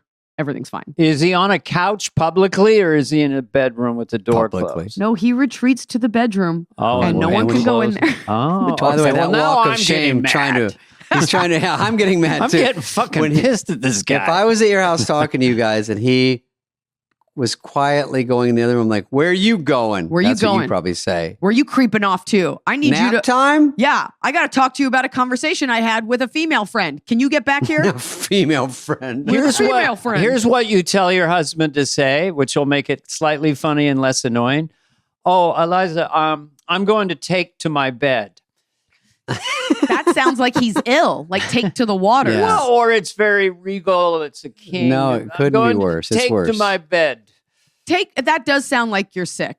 Because I also remember you were in the road to Wellville. So I wonder if that's. Oh, you saw that. I did see that. Who was Dana? Yeah, he played like a kind of a street weirdo guy. Excuse me? Who was Anthony Hopkins was my dad, and I said unhoused. I said unhoused. Yes, okay. It was an unhoused hobo. I got to hang out with Sir Anthony Hopkins or Tony, but the last day there, I just said, "See ya, Hoppy." But anyway, we're close. We're close. It was a thrill being with him. You know, just couldn't imagine anything more. You fun. Played an unhoused bum. An unhoused like when you bum. combine the good and the bad. Creeping phrases. around this mansion in upstate New York and terrorizing Bridget Fonda. Yeah, I actually have been to that. It's called the Mohonk Lodge. Yes, and it is haunted, right? I mean, anything old is going to be haunted. I mean, but we used to go there. My dad used to take us there. Really?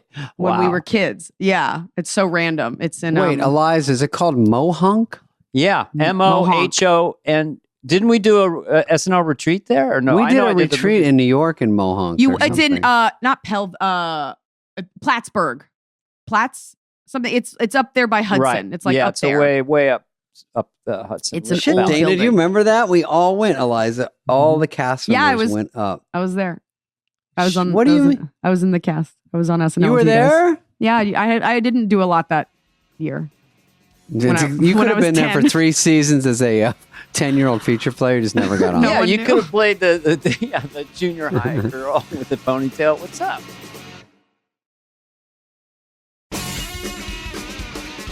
I will tell you, my daughter's just turned 3, and so it's on me to show her what's funny. So I showed her a bunch of In Living Color, and then I was like, "You need to see this sketch. It's called Matt Foley, whatever he was, and it was the one with you and Christina Applegate. Oh yeah, when he falls on the table, Chris, and I was trying to explain to her why that's funny when someone falls onto furniture, and that took the funny right out of it. Did she react to it? I mean, she's 3. That's nope. But she will ask for it in like 6 months. She'll be like, "I want to see the furniture guy," and then you'll be like, "I will pull it back up." Furniture guy. Yeah. Does she watch Miss Rachel? No. Really? Just never thought about it. I thought that was the big hook. No, but we watch a lot of Michael Jackson Thriller on repeat, the whole video. Oh my gosh. Wow. I mean, because that's a little scary, advanced. right? It's monsters coming at you and stuff. I was like, you need to know what good music is. Halloween was there. I was like, you have to know this. And now, I mean, if you're a parent, you will just live to see all of your favorite things repeated to you ad nauseum until you hate them. We listen to Thriller every morning, multiple times. If you had to guess next Halloween, what would your child go as, you think? Would it be I already know. Spider-Man? No, what? Oh, she's going as Elsa. I already asked her. It's either Elsa or Michael Jackson. It's whatever. It's funny. Next year, it's in 9 months. She's she already knows on it. 3, 4, or 5. Halloween rocks. I mean, Halloween is for that age. That's the pocket. The cute kids, tweet, you know. And then the 15-year-old high school dude. Could I get some candy? You know, not fun. So my block does the Halloween for our entire area. So it's like 1,000 people. It's a job. Not only that, the kids are so rude. They don't know to say trick or treat. And my like joy in life is putting on a witch face and I heckle these kids. Oh, I love it. I try to be, and they kind of crave it. And when a kid comes back for candy and I'm like, I recognize you, get out of here, you little fat brat. And I turn them away. I don't call them fat. But I love to scare them because you have to say please and you have to say trick or treat. And they don't. No, they don't know. They know. I was telling Dana that the Super Bowl has a Roman numeral like 48. I'm like, let me tell you something. No fucking kids know what goddamn Roman. Can we drop it with the Roman numerals? They don't even know what numerals means. They know the word number barely. They can't read cursive. They're not reading ancient numbering systems. The AI is going to teach your daughter. It's so true. They're so stupid. They have no idea. So excellent. Eliza, you are, I'm not reading this. Eliza, you from Dallas, but do you remember when you were there, you're too young, but my favorite club was the Dallas Improv on Beltline. Central and Walnut. Oh, it moved because now it's in Addison. Addison is one like next to a freeway. The whole city's next to a freeway. It's Dallas, Texas. The whole city was built off a toll road. That's so funny. That the Addison Improv, I used to call that. Okay, I played the Addison Improv, but there was a Dallas one, and the manager used to take us to the $1 Million Saloon. Dana, it wasn't a real regular like Old West saloon. Hey man, Spellbinders in Houston. Anybody? I'll tell you what. I think Dallas has, at least it used to have like more strip clubs per capita, and then I think Portland and probably Atlanta join the chat, but join the chat. Join the strip chat. But Dallas has a lot of them kind of down there in that area. in that whole Oh, area yeah. down there. The manager would take all the comics down there and he'd give them free passes. And they'd be like, "Oh, this is good. Oh, wait, it's good Monday, Tuesday, and Wednesday." Wait, what Is about that the when you were playing weekend?" there? No, Eliza. That's just they were only allowed to go. I'll tell you what. I could Paper just the room. I could just see like any female comic working, like being like, "Oh, cool! Thanks for these strip club passes." Yeah.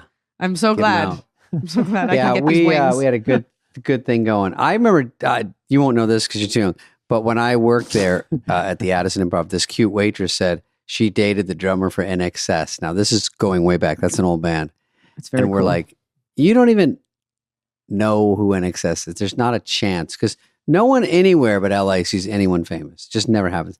Right. But God, lo and behold, that god dang drummer for NXS comes in the club when I'm there. I'm like, what? And he said, this ties into you. You got, the comedians, if you want, stay a day, and on the night off, we'll all go to see Michael Jackson. And I'll get us tickets.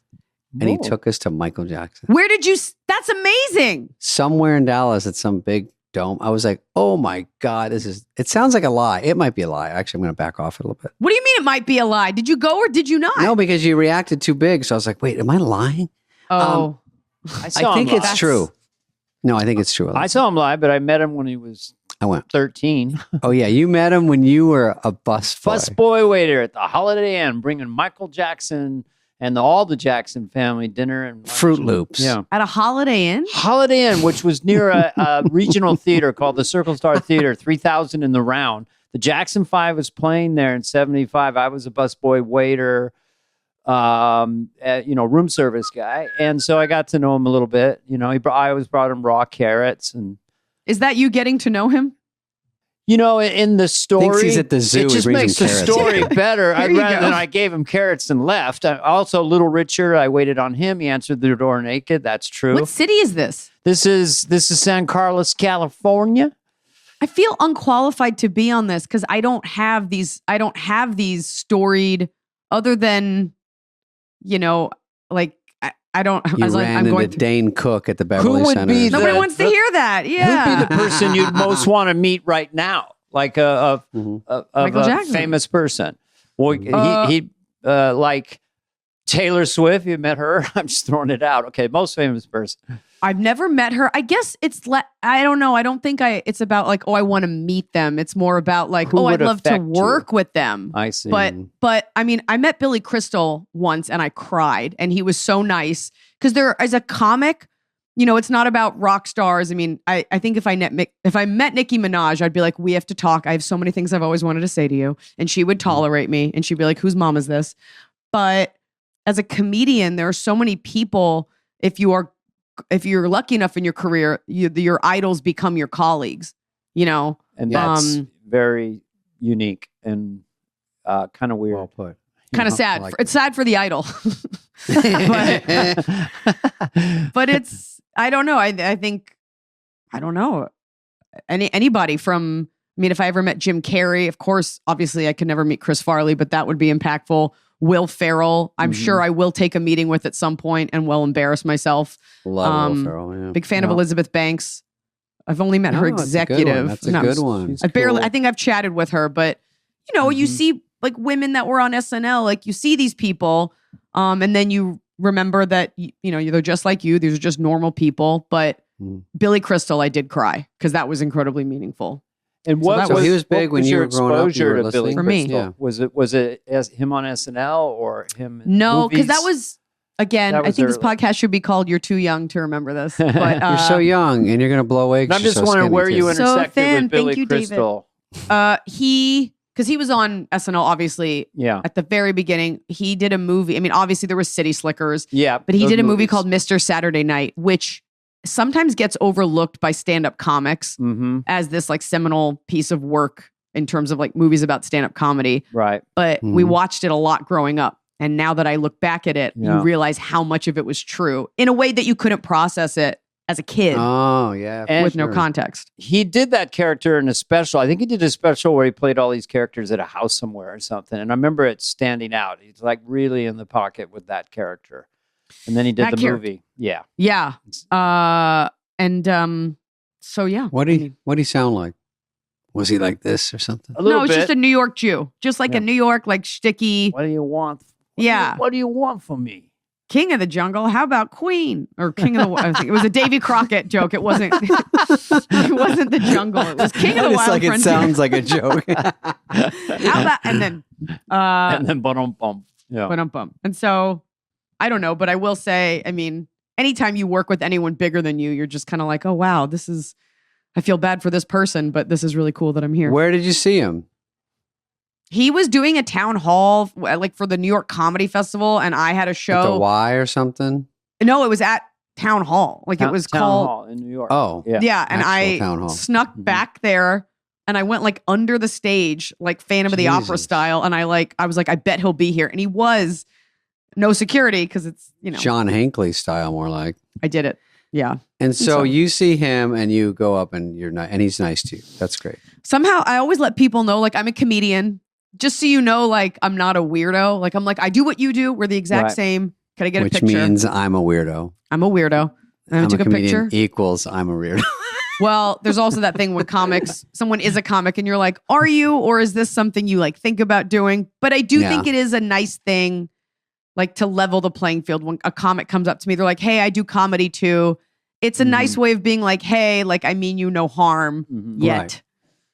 It kind of like you're on the same club. Like anytime you go in the backstage comedy store, you walk in a club on the road, or you do a guest spot and you see comics, it's all like equal. Everyone's like, hey, what's up? Blah, blah, blah.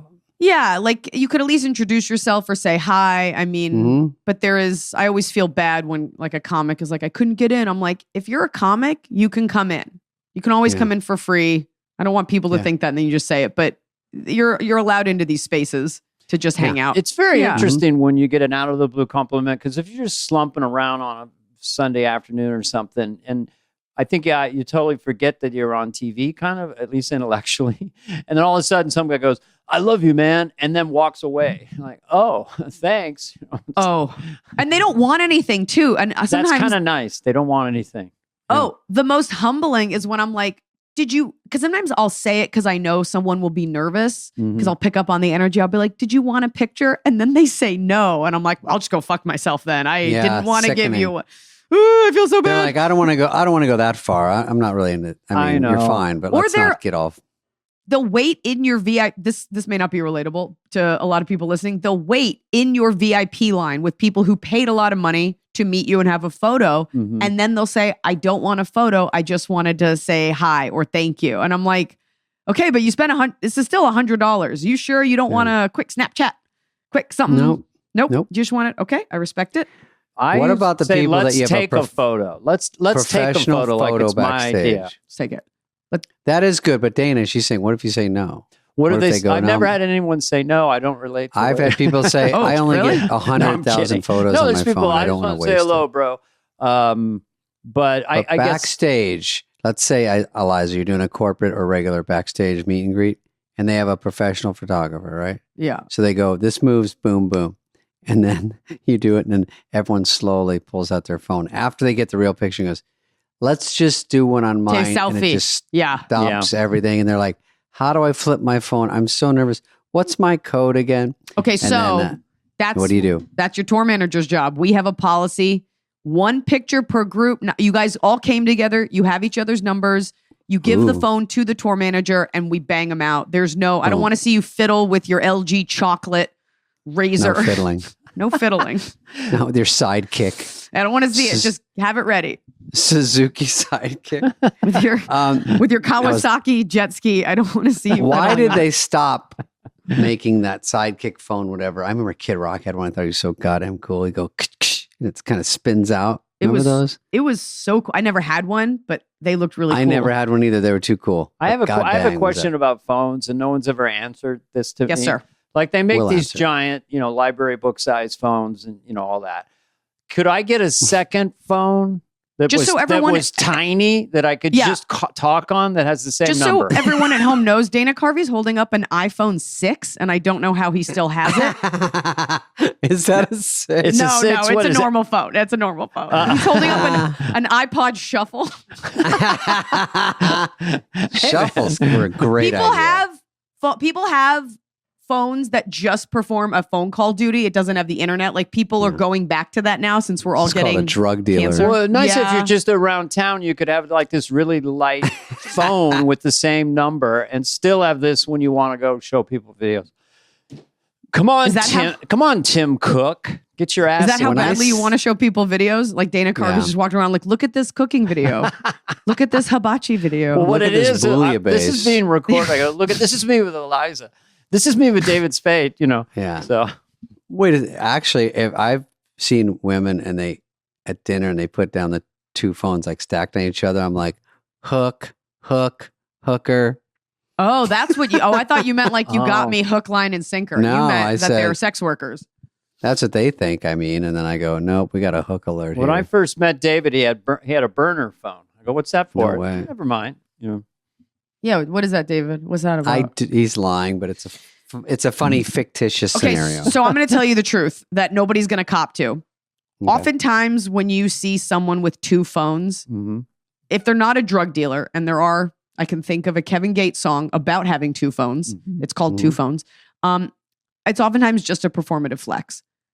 Like, Ooh. they're like, sorry, I just get so many. I can't. I'm like, this is a microcomputer with the entire power of the world in it. And you're telling me you're so you have so much going on that the internet can't hold all of Can't your keep up with information. you. Your phone book is so full that you need two different. Yeah.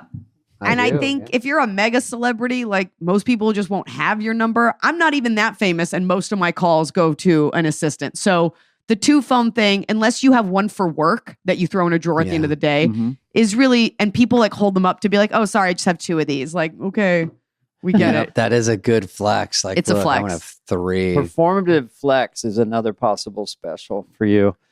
Yeah, with So- 3 X's. So 6 specials. Ooh, How in a pretty short? Well, I guess they would spread them out, but it's a lot of specials. It was in 1 Yeah. year. It was in 1 year. We did two a month. Man, how do you know when you show up what you're gonna wear? Because I never know till like 10 minutes before. I guess I'll wear this shirt. Oh, on your special, you mean? on your special. Yeah, You I plan mean, it out. to be fair, Dana, right now you look like you're in a sleeping bag.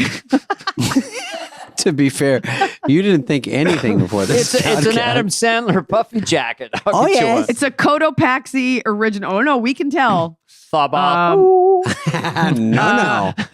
No. No, but you're right. That is a very funny observation. Women know more about guys' clothes when they walk up and they size it all up, and the guys don't even know they're being analyzed. And it's like, I have a yeah, whole I bit think this is about a it. pretty good outfit. And they're like later going, did you see the shoes? He had this with that. They just Oh. know everything. It's not. I mean, I used to, in one of my old specials, I have a bit about how we scan. Like we scan everything. And it's not about, because I'm not a gold digger, it's not about like, ooh, was that a nice watch? It was Right. like, oh, are your shoes weirdly outdated to where it's like you had to make a choice between like these shoes or your electricity being on? Are you wearing like a Kenneth Cole reaction shoe? Like that shows that no one's dressed you in a long time. Are you wearing workout gear, but you haven't done cardio? Are you wearing a tech vest? Are you wearing a Cotopaxi jacket? And they all inform us about are you wearing an Arctic's flannel? Like, do you have a cocaine Yeah. addiction? Like, Right. there's all these things for better or for worse. But to answer your Clues. question, of course, we plan the outfit. I think I work I think the outfit is second to how precious the material is, and then the lighting and everything else. But the outfit gets planned well. Well, in I advance. saw a clip of you. Well, you were wearing, it was kind of black, and then there was sort of, hip flexors were exposed. hip Excuse me? flexing. Yeah, and it was kind of a cool look, I mean, It's very cool. I just buy. Sounds a bit I'm revealing. trying to be invisible. It is. I have like, I'm a bit of a I prude. have 50 name of my black next special. T-shirts. Look, I'm not gonna pretend like as a woman, what you wear doesn't matter. And there's certain silhouettes I enjoy. And for this special, I just wanted to do something sexy, but powerful, but fun. I found the pants prior to having my last baby. So I held on to those pants for like a full year. Mhm. And I was like, I'm going to get into these pants come hell or high water. Mhm. And I just stared at them every day. Do through you pregnancy. feel like when I was trying on shit for my stupid special, like, oh, it's guys, it's like, Nobody cares. 90% of the time, a t-shirt and a coat. And it's usually those jackets with no collar or whatever. So I was trying something on, but I don't usually wear coats on stage. I don't do much movements, but I don't want to have any resistance anywhere. Like, it's too tight, or you're trying to look good and you're like, I can't really do what I do, and I'll think about it. I'd rather just be loose. So that's why my excuse is I don't look that great on them. Also, I have one coming out in the future. Oh, I didn't know what I was going to wear. Again, what is the title of it, David? Did you call it your stupid special? That's what you just said. You were like, in my stupid special. My stupid special, this garbage. I think it's called This Garbage. And I didn't decide what I was wearing because I brought two things to the special and we were backstage and I was doing them both. And I go, this. We wound up doing a combo platter because they said you have 5 minutes before you go on. So this is what I'm worried about before I go on and the crowd is there. And they're like, guys, what is he walking out in? So we just know for whatever reason. They want to know a month ahead. They got to steam it. They got to steam no matter what you're doing. Steam as long as you don't have wrinkles. Look, here's the deal. In terms of men's comedy, there's Eddie Murphy Raw, and then there's whatever else the rest of you guys wear. Like it either has to be impactful and iconic, or literally no one cares. I'm going with literally no one cares. I'm going with people go, what did he wear in the special? And they're like, oh, did he have any clothes on? We don't even remember. That's how good the material was. Laughed at the jokes or we don't, but we go, that means literally nothing. Why guys care? That's why I go, I don't really care. Just what do I wear all the time? People have already decided they like me or they don't. Let's just. Well, I think it's all about what you give to your audience. And I don't think people watch you for a sartorial experience. And I think when you're a woman, people have to, like, it is about what you're wearing. You know, does it hug your body? Can they see your body? Are they not seeing your body? Is that deliberate? I think women get judged on these things in a good and a bad way. But for guys, it's just not the way that we think about you. Like if someone sees you, it's like, oh my God, it's David Spade. Not, oh, maybe on a Saturday night, like, did you see those leather pants? You know, it's just not it's just not part of your brand. And some females are like, are you a hoodie comic or do you dress up? It's almost, you know what I mean? Well, that's because for the longest time, you know, the audience, it took them a while to wrap their minds around the fact that a woman was speaking. But now I think, you know, I see a lot of younger girls just going up and just everything's out and they don't think about it. And the answer is you're welcome. It's because of women like me and our generation putting in that work in those American Apparel hoodies so you could wear a belly shirt.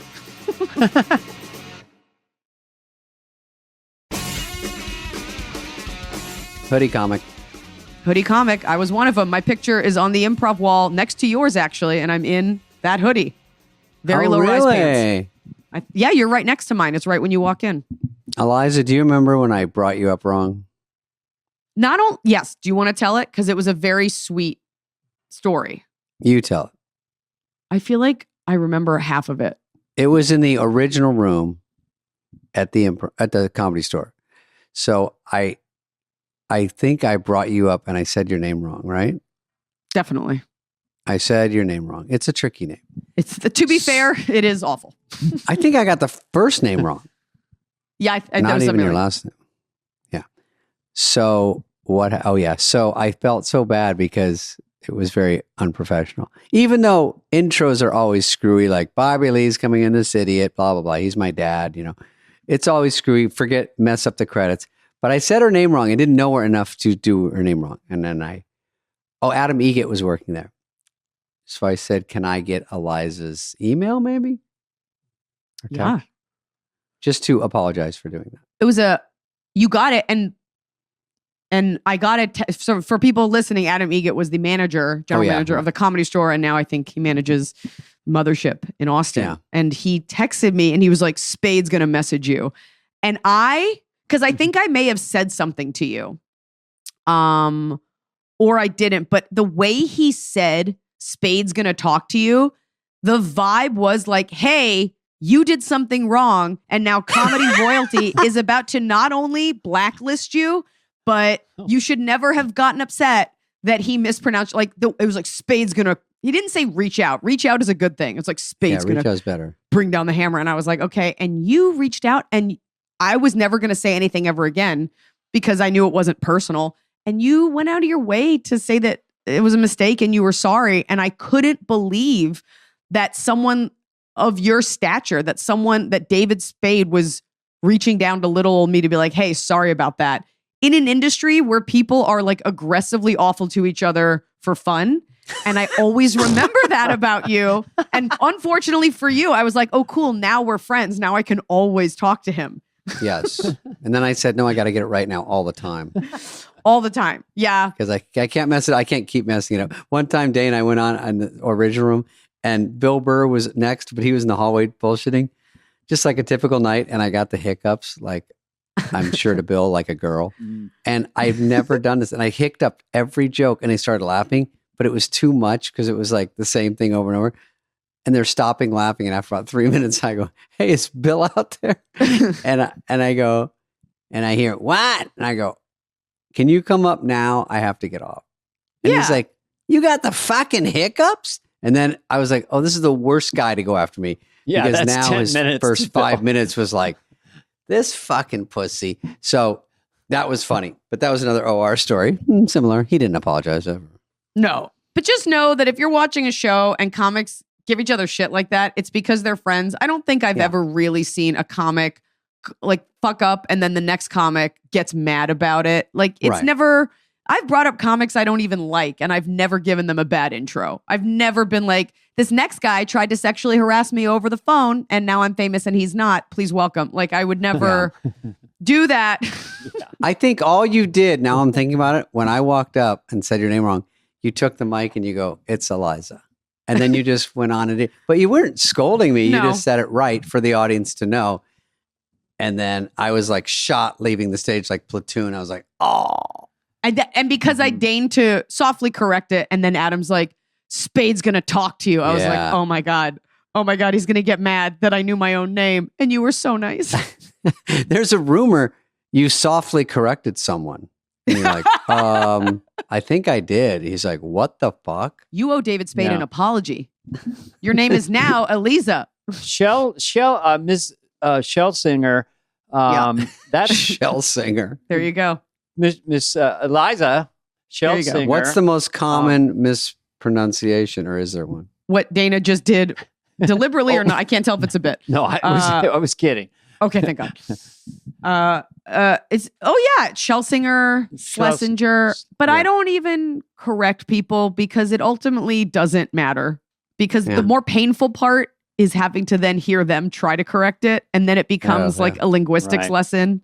Sure. Yeah. And you're like, I'm just trying to promote this show. I just got this special. Yeah, I was introduced as doing Dana 12. Garney a lot. Dana Garney. This next comedian's kind of funny. Some people Dana like Garney? It's just reading off a piece of paper. Dana, D-A-N-A, and then they just, the V became an N or something. Dana Garney, ladies and gentlemen. Greg Fitzsimmons told me that he one time, and he's in my phone as this, got Grapefruit Simmons. I don't mind that. People are just uneducated, not checked in, just out to lunch, just making up words, not reading. But Eliza, how nerve-wracking is it when they go, there's no MC, and you're up there and they go, and you go, who's next? And they're like, Bill Squankmeyer. And you're like, this next guy is so good. You don't even know who they are. You've never even heard of them. Do you remember don't when know what to say.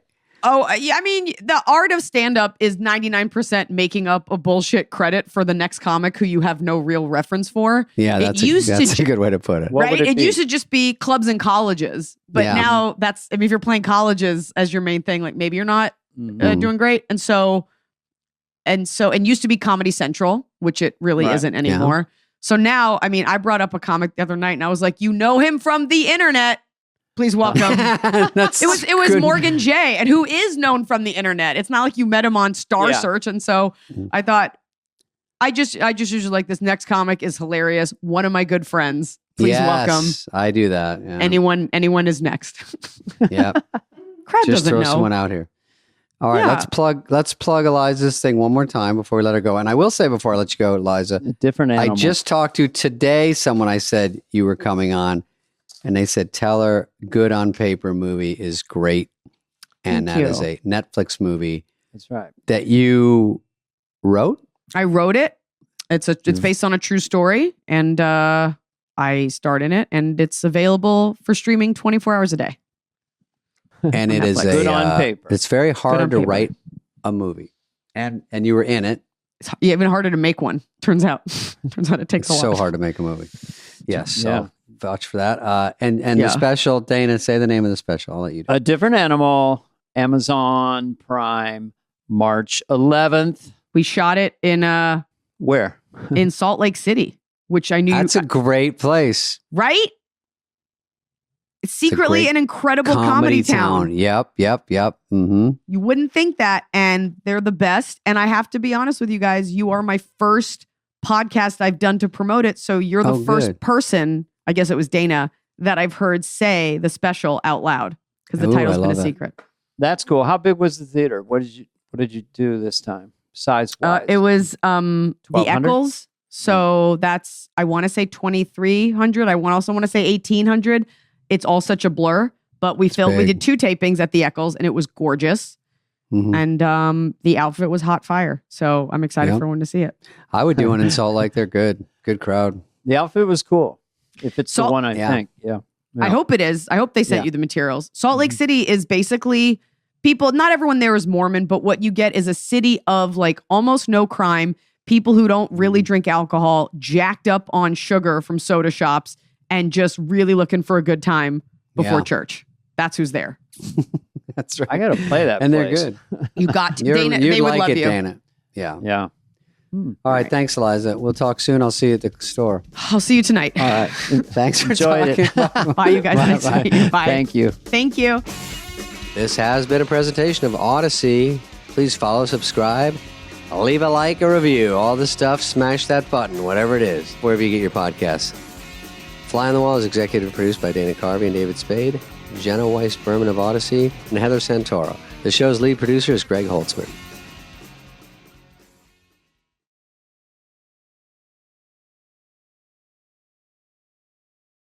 Folks, I like that word. Folks. That's what a lot of politicians say. They go for the folks at home. Yeah, that's true. You know what? They don't say, you can't say men or women. They say for the folks at home. It's a good word for Obama. Folks are hurting. Folks aren't sure how to pay the bill. That's what folks are doing. Folks are feeling the pinch. Folks are feeling the pain. Folks, it's definitely a lot of politicians use it. It's kind of a homey thing. But folks, we have a super guest today on Super Fly on the Wall.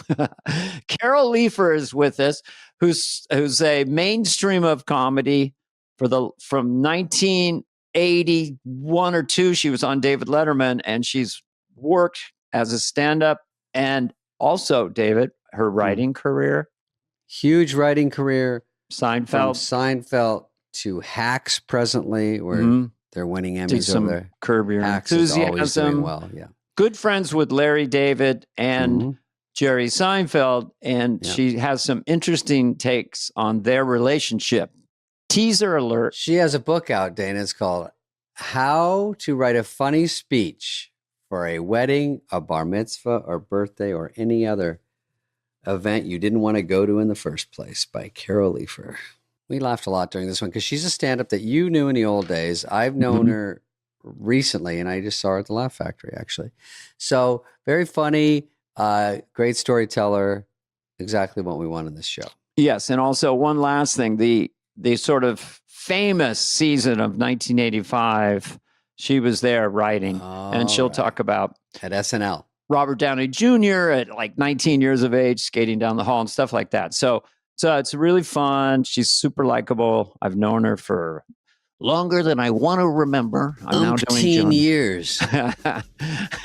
Please enjoy the one and only Carol Leifer.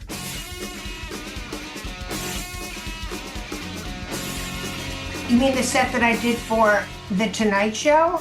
Yeah. Well, it's a bit of a saga because, Letterman saw me on the big New York Laugh Off. The Laugh Off. Yeah, because, in our day, that's how you got people to pay attention to you. You did contests. And he saw the big Laugh Off. That's the one where Eddie Murphy came in 5th and I came in 4th. Yes.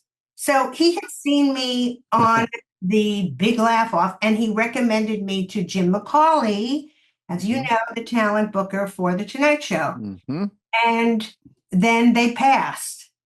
And then probably when I saw you, Dana, they saw me again and they passed. And I auditioned 22 times until I finally got The Tonight Show in 1992, right before Johnny left. Never even heard of that. That's that many times I've never heard of that. Over a decade? Or what's the time frame of the 22 auditions? I would say from 1980 to 92. But what was happening also was, it is that, I was doing Letterman a lot during those years. So Tonight Show also saw me as a Letterman act. So that stood in my way. But it just became like, I don't know, should I wear a dress the next time? Okay.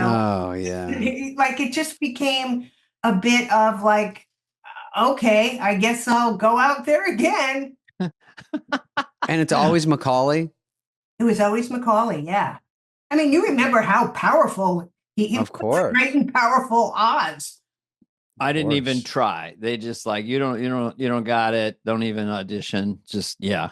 Well, I was doing characters and stuff, and they like jokes. I was just going to ask you from a personal point of view, what kind of stand-up in your head were you in 92 compared to 1980? Well, I was much more, you have 12 years of experience, as you know. I mean, you get better every year. And at that time in New York, I mean, you guys didn't come up in the New York scene, but you could do 8 sets on a Saturday night. Well, I don't do that in a year. It sounds preposterous, but it's true. Yeah. I've heard that.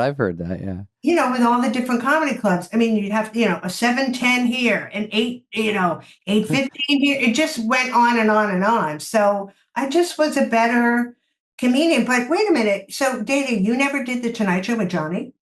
I did, but I came out as a guest from Saturday Night Live. I never came out behind the curtain and did that terrifying thing. What I want to ask you, 2 things about those days. Yes. Did you ever say, and step on it to the cab driver in New York? And did you ever get so good that like Leifers here, like you, because I think confidence, Eddie Murphy had peak confidence at 19. He has it now. There are certain people, Sandler, took me a long time. But when you get the confidence, it's fun. Do you ever walk in and go, I'm the shit, man. Fuck you people. I've heard her say that. Okay, 2 questions. Step on it. I'm about to have a baby. Okay, go ahead. Step on it was definitely something. And I learned in many different languages to communicate with all of the cab drivers. But I think by 92, I remember it was just, I had done the New Year's show with Leno before. And I just feel like they kind of felt like, oh, we got to put her on. I mean, this is ridiculous already. It's such an omission at this point. It looks weird. And who were your peers? It was Elaine Boosler. Who were your female peers? At the time? Elaine Boosler was actually not my female peer. She was before me. Yeah.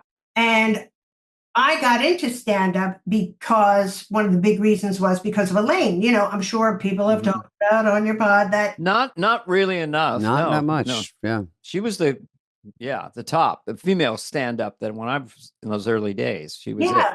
She was on the cover of New York Magazine and, funny girl. And it just kind of changed.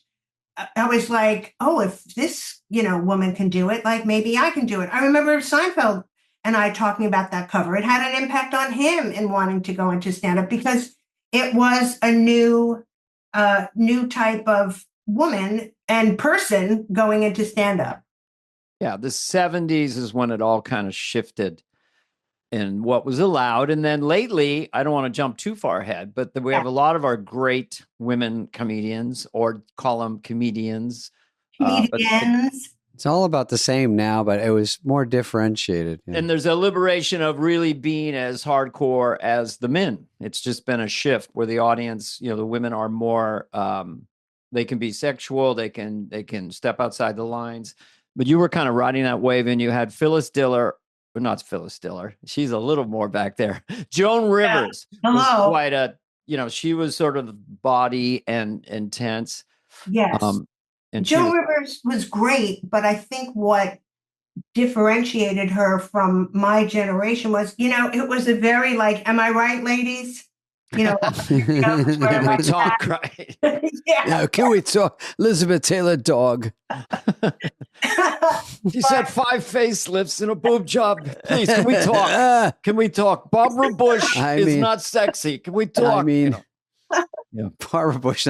Was Rosie O'Donnell around then, or was that a little later? Rosie O'Donnell came a little after me, but my peers were like Rita Rudner and Paul Stone. Mm-hmm. But I remember with Rita, because we went on a Catch a Rising Star together, in those days, they wouldn't put 2 women on after each other.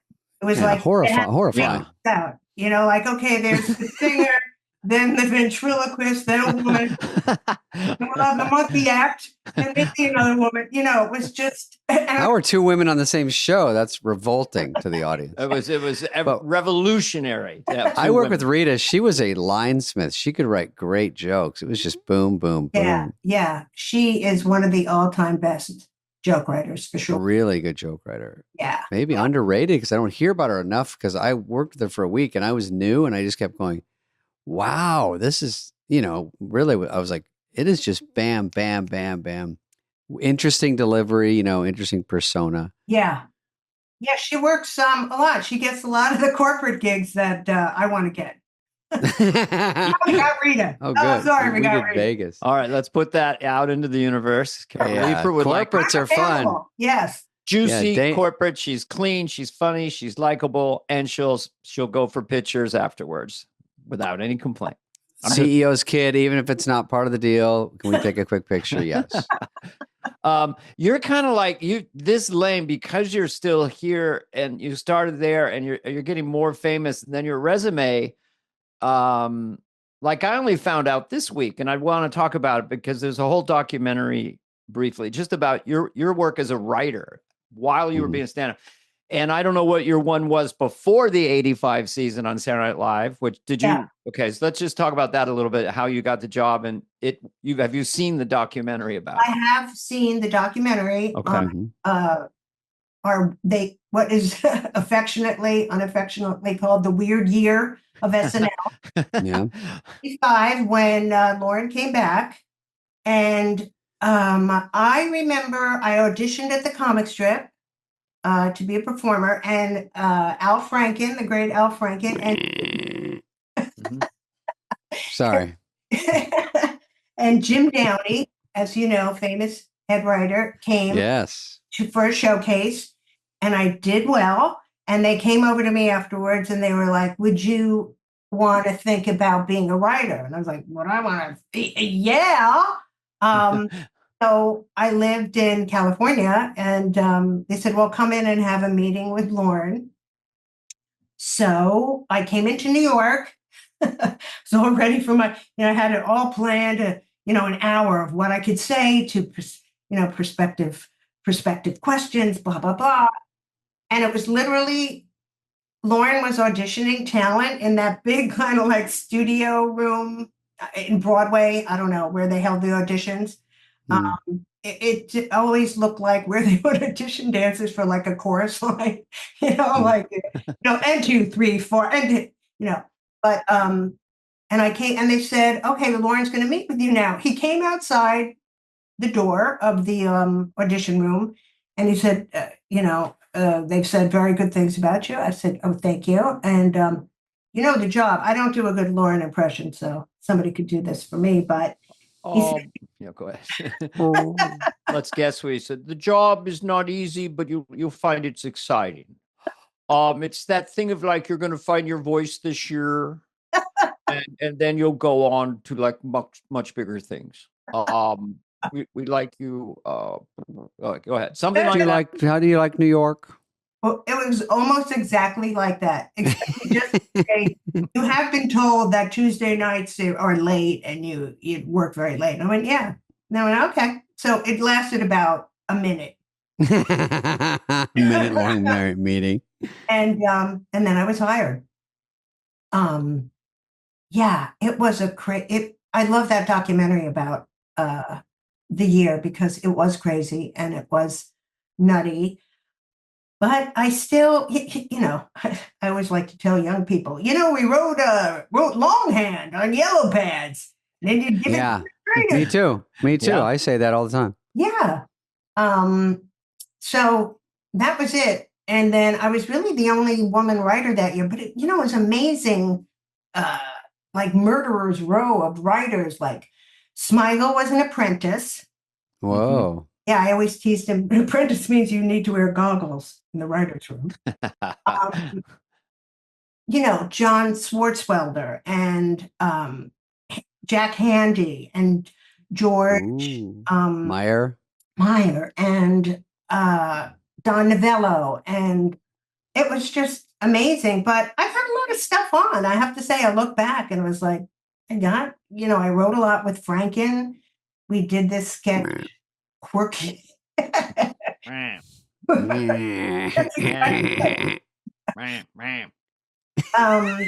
this Tom Hanks sketch, a lot of people don't know, as you guys know, you can write a sketch and have it at read through. And if they pass on it, you can bring it back a few more times. And it's a little stinky, but you bring it back. Yeah. And then Tom Hanks finally, put it over the finish line. Who was your cast? I can't remember. Yeah, let's talk about that a little bit for people who don't know. But this pivotal year was the first year that Lorne came back after leaving with the seminal cast of all time in 1980. Mm-hmm. His first year back. So a lot of pressure. Lorne is back. We've had the Billy Crystal, Martin Short, Christopher Guest year. We had the Eddie years with Joe Piscopo. And now Lorne Michaels is back. So who was on that show? Cast. Well, it was Dennis Miller, of course. Yeah. Okay. Thanks for the shout out, Leifer. Okay. Good. You did. It was Nora Dunn, Joan Cusack, Denitra Vance. Then the guys. Was it Terry Sweeney? It was Terry Sweeney. It was Randy Quaid. Anthony Michael Hall, Robert Downey Jr., who I just saw at the Oscars. Did he remember? I mean, but surely he did, right? Oh, yeah. He goes, hey, Carol. All right. It's like, I remember you skateboarding down the halls of the 17th floor. It was, they talk about in the documentary, Lorne hired actors more than comedians. And it's that sort of, and Lovitz was a cast member, and he did really well that year. I think he and Dennis and Nora were the only people that were brought back after that. Survived the fire. Yeah. Yes. Well, do people know this? At the end of the season, some sketch, I was watching it live, and then all the cast had to go into a fire, except 3 of them didn't have to go into the fire. I mean, it was who wrote that? Al? Were you and Al? I wish I remembered who wrote that. It was. And then do you remember when Madonna came back the next year to host? Mm-hmm. She apologized for the entire 85, 86 season. Like a Dallas kind of thing? My first like time a dream? In the studio. She was our cold open. Oh, that's right. And you were there, Dana. That was your year. Yeah. Was your audition in one of those chorus line rehearsal rooms like I saw them? No, and real quickly, I had auditioned at the Comedy Store in like 20 people with no MC in the original room. And I followed Kennison at midnight. Before I went on, they said, SNL is here. I don't think it was Lorne, but SNL is here. Oh, nice. I bombed so bad. And Al Franken saw me at the Punchline. I just bombed and bombed. And then show came around again real fast. I just went to Igby's. You remember that little 100-seater? Yes. Rosie O'Donnell was headlining. I got a hold of Jan Smith. I said, Lorne Michaels will come see me because we had the same. My manager was managing him. I was with Bernie Brillstein and Brad Gray. Yeah. So then I met Rosie, who seemed like just like so confident in New York and everything. I can't believe how young we both were, but I got to do 40 minutes. Lorne came, brought Brandon Tartikoff, and then Cher. And I got 40 minutes in front of a regular audience instead of 5 following Kennison. And that's kind of how I got the show. Wow. Did Cher do 5? How was her set? Cher came out and she had like a sequin dress on. And she goes, half funny. Half funny. Instead of half breed. I don't know. I like it. Yeah. Do you believe I'm 74? She's kind of reaching with the leafer pod. I don't know what's she going gets it. on.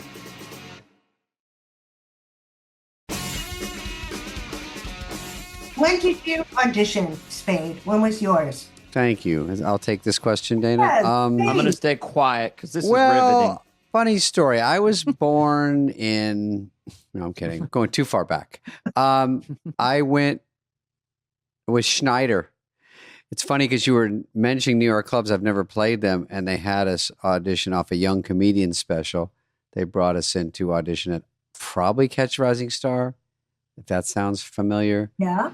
And on a tough night, and they all came in from Downey to maybe Smigel to maybe Franken to not Lauren. I don't think Lauren is there. But I remember it was me, Schneider, Tom Kenny. I always say this like it's negative to Tom Kenny. It's not negative to Tom Kenny. He was a San Francisco act that was very, just broader. I knew him well. SpongeBob. They became killed. SpongeBob, and he owns most of Nevada. Yeah. But anyway. He's so rich. But Dennis Miller was there too, and he was helping. And, you know, before I went on, I told Dana, he goes, Spud, you know, you don't want to kill too hard. They don't want some polished fucking road hack. And I go, so don't do good? He's like, all right, 3, 2, 1. I'm like, wait, Dennis, what? So anyway, I took his advice, did not do well. His advice was the right thing. It just, in the whole complexities of it all, I didn't really get it. They were just really looking at the writing of the jokes for me to be a writer, maybe a performer later. I thought it was to be a performer. So I'm like, yada da, I give him the whole John Bonet routine, really amping it up. And then afterwards, I got off early because I said, I think I was supposed to do 20. I did 12, maybe. I think Schneider went off early. But Tom Kenny did do very well. But Rob and I got the call to come in and write and perform. Oh, wow. But you thought that night you hadn't done well, right? I just knew it was a tough night, but it was pretty sparse, you know, and it was probably it's probably 15 from SNL and 15 people. So regular people. So they don't laugh a lot, but they're just looking at sort of, you know, it's the same way I am now. I can watch a comic and even if not killing, I almost don't hear it. I just go, ooh, that was a good one. Ooh, you know, like I like it. Who cares if they like it? I was like, I think that's good and well written or something about it. You can tell, like, name that tune in 2 jokes. You go, I think this guy's got some game. Yes. And so you know how it is. So at a certain point, you know that, but at that point I didn't. But luckily some of the jokes, they kind of liked how I put them together. And that really got me in as a writer that was not ready to be a writer with my legal pad. Would you have liked to have been a cast member, Carol? Did you ever think of that or audition for? I think, well, you know, the weird year, it was like, I don't know that I want to be a part of. Well, what do you say? Just throw yourself in the fire at the end. But, you know, I feel like that year I had one foot in and one foot out because I really wanted to concentrate on my stand-up. So, yeah, I don't think I just on the weekend, you know, weeks off, I'd be doing sets and all that. So, yeah, no, certainly, maybe if I had been on a more successful year, I would have dreamt about it. But do you ever feel weird about taking a stand-up bit and putting it into a sketch? You feel like you're kind of wasting it and it's a selfish decision to go, do I try to get this on there and then I can never use it again, but it would help here? Yeah, I didn't really have that fear because as you boys know, you got to get stuff on. Yeah. Or it's a very bad feeling there, you know. That's a good way to put it. Yeah. I'm not getting things on. To say the And least. people start ignoring you and it's like, oh no, they go, you're not even a formidable opponent here. You're just, yeah. You want to get on. So it's, of course, goes into the show if it can. Exactly. Mm-hmm. So I always felt like if I had to take for my act, dig away. Because if it keeps you alive at the show. 100%. Yeah. That's so crazy, but people don't think of that. But it is a weird thing goes through your head. You're like, because you're running out of ideas quickly. Yeah. Every host looks the same, and you're like, wait, I got this guy. And the next week it's Corbin Burnson, and then it's I think I had Corbin Candace Burnson Bergen. was there when I did it. Yeah, he was. I think he was an overlapping Great one. guy. I think he was the third host. Yeah, right. Yeah. And funny. And I just, sorry, I'm show dropping the Oscars a couple of times. Please do. John Lithgow was presenting this year, and I saw him, the writers hanging out in the green room, and I saw him and I said, you guest hosted the year that I wrote on SNL. And he was like, oh, he was very sweet. He was like, oh, you must have been a young child when you worked there. I said, yes, of course, child labor. But no, I told him that, he was such a great host. He learned every writer's name that week.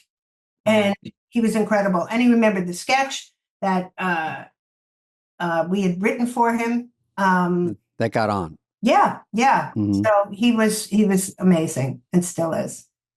Did you ever? So what other? Can you tell us about the Oscars? You were at the Oscars. I wrote on them. Yeah, I wrote on the Oscars. And you wrote. So Conan's team brought you in, or whatever. Or how does it work? Team, and then this is my 11th time. I was part. Is there writers that come with the you show? Wrote a lot for the Oscars over the years. Yeah. Are you baked in, and then Conan can bring some extra people? Is that how it works? No, Conan has his own team of people. And then there's a show team that I'm part of. Okay. I don't know if you guys know this guy, John Max. He's the head writer of many, many great. He's the guy to go to for your award shows. And and then Is Valanche in there? No Bruce Valanche, but it's a good group and it's fun. You guys know it's fun writing. Of course. Jokes. Well, Conan's who's the guy. greatest host that you've written for? Probably don't want to say. Did you write for Billy? Yes, I wrote for Billy a couple times. Billy's great. I'm going to say on this podcast, they've all been great. Oh. I loved Billy's Broadway songs about the current movies. I do like that too. Nora, she's annoying. Nora, I'm a wicked man. It's so. But Billy was just great host. Yeah. I don't know if he was the first one to go into the movies and be like, they'd use the actors of the real movie. He'd be inside of them. Yeah, he was in an airplane. That was funny as shit. Yeah. I love those. Yeah. Well, Troy Miller used to direct. Oh, right. Yeah. And I loved Conan's Substance parody. How funny was that? That was because for people who haven't seen the movie, he crawled out of in the movie. Demi Moore sort of becomes a walking corpse or like a monster. Anyway, he climbed out of her backside. I mean, to start the 119th Oscar show, his head is. I mean, it was definitely catching. It was like, okay, we got something different here. Yeah. But even I loved his musical number was a lot like. It reminded me of the great Billy stuff too, like that. I thought he did great. I thought for Conan, it was a little edgier than normal for him to say, like, it's halftime. Usually Kendrick would be calling Drake a pedophile. I'm like, a pedophile joke is kind of a lot for the Oscars and Conan. I was fine with it, but I thought, oh, good. At least he's out of the box a little bit. Yeah. It was, look, funny is funny, but yeah. I agree that I'm just surprised sometimes they tamp down a few things at different shows. They go, I don't know if that's what we do here, that kind of thing. But at least they're saying, hey, it's getting harder and harder to get people watched. Let's just go crazy. Some of these things pay off these days. Like, get out there and shake it up. Exactly. Mm-hmm. It's fun to have more free reign. It's hard to get jokes killed. It's like, come on. So just so the people familiarize, so you wrote 12 times for the Oscars. You wrote for Seinfeld. I mean, can we talk about that? Has Jerry changed? We know him pretty well. We had him on the podcast. Yes, I heard it. It was great. Mm-hmm. Yeah. Jerry, he is a great guy. he made all my dreams come true a couple of weeks ago because I was in New York. And as you can see, I'm a big Beatles fan. I have. Don't get me started. Did you go to the Bowery or something? Yes, yes. Oh, wow, wow. How great. Yeah. And not only did I go with him to see McCartney at the Bowery Ballroom, but afterwards there was a little after party and he introduced me to him. Ooh, that's as good as it gets. Yeah. And he said my name. He said, "Hello, Carol." And he kissed me on the cheek. Whoa. He kissed you on the cheek? Kissed me on the cheek. Yeah. He doesn't do that too pretty often. Huge. I know. Yeah. I haven't seen it. I know. So she seemed like a really nice lady, you know. So I gave her a pecker on the cheekies, you know, just to kind of cheer up the whole room, you know. Then David Spade came over. You know, I just kind gave of him a fist buzzkilled bump. Not as impressive as Carol. Well, you guys, I have to say, would you say that so as far as musical living legends, I'd say McCartney, there's Mick Jagger, there's a couple, but those two definitely could be the top two, or I'm sure I'm spacing on some people, but Ringo, I mean, if you're in the Beatles, you're up there, of course. Yes. And Mick is just a worldwide phenomenon of, legend. So who else is up there? Like it's still, because when you see Paul, you just get like shook a bit. Yeah. Well, I want to ask you about your introduction to the Beatles and your lifelong love affair, because we're in the same age group. And then to meet him later on. But to me, I'm sorry, there's just the Beatles, and then there's incredible bands, Zeppelin, Stones, Pink Floyd, and then, go on, Eminem. But there's just one Beatles because there's just too much music and too much revolutionary things going on. So were you a classic, I Want to Hold Your Hand in 64, or when did I see you? Yeah. Yes. I mean, I was lucky that... Yes. The whole ride. As a little girl. As a little fetus. Yeah. I was introduced. No. I have an older sister who's 5 years older and a brother who's 11 years older. So I heard their music a lot as a kid and remember the Ed Sullivan Show, them coming on, going crazy, what a happening it was. It's hard to explain to people how revolutionary their haircuts were. I mean, that it was like, what are these? Just the haircuts alone shot them up the chart. Haircuts alone. But then I was lucky enough in 66, yes, 1966. Oh, yeah. My brother was home from University of Chicago, and the night of the Beatles concert, he said, because we lived on Long Island, hey, Squirt, you want to go see the Beatles? And I was like, yeah. And we drove to Shea. We got tickets that night. My sister, who had gotten tickets 6 months before, she was like 4 rows in front of us. It's like, how did this happen? And saw the Beatles at Shea State. At Shea State. That's a legendary. Big thing for a band, rock and roll band, to play a giant. They have 2 PV amps. Right. Dana, wasn't it some shitty sound or whatever? I think they only did 30, 35 minutes. They couldn't hear themselves. The roar of the crowd, they just couldn't, Oh, yeah. But just not. Love it, though. How great. Oh, my God. What a part of history. If you had a not famous Beatles song, like what is one of your favorites? I'll throw out some. She's Leaving Home, and I Love Her. No Reply. Hard Day's Night. I Want to Hold Your Hand, which I think that She Loves You is a masterpiece. It's like 2 minutes and 5 seconds. But are you kind of a Strawberry Fields or are you Penny Lane? You have 5 seconds.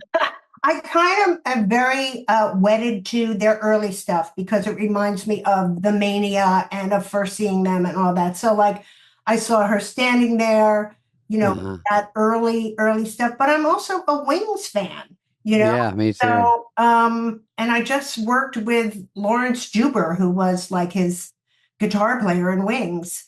So I run the gamut, with McCartney. Did you tell McCartney you saw him at the Shea Stadium? What'd you say? Did you tell him you saw him? No, I was too. He would have probably freaked out. That he doesn't hear that every day. Yeah, but he was talking about, they didn't. People couldn't have their phones that night at the Bowery Ball. They At Shea Stadium. Bowery Ball. No, I brought my landline. 2025 is calling, Spudley. Okay, I know. But it was because there were, and to watch the show, because we were up in this little, it maybe has like 300 people in the whole place. But to watch a concert now with people not having their phones, it was such a joy because it's like, oh, right, people actually experience it and not wanting it for later. Right. Yeah. It's incredible. Were you sitting or was it standing room only? Was it sitting? You get to sit. The VIPs like Jerry and his plus one were up on a balcony, on top. So we were standing, but you wanted to stand. Everybody was standing. There was no. Well, you stand every song anyway because it's a hit, so you stand up anyway. Yeah. Every song's a hit, basically. Can I do a clumsy kind of forward thing? Because during the peak of the Seinfeld years, and how many seasons did you write on that show? Or 3. Yeah. I think they were in the Rolling Stone, almost like they were got so big. There's only the Beatles, but they were almost like a Beatles sitcom. Yes. And I'm always interested in the dynamic between Jerry and Larry, because this partnership. And so how did you get hired for that? They just already knew you, loved you. They knew you from Letterman, and you were was that an easy kind of?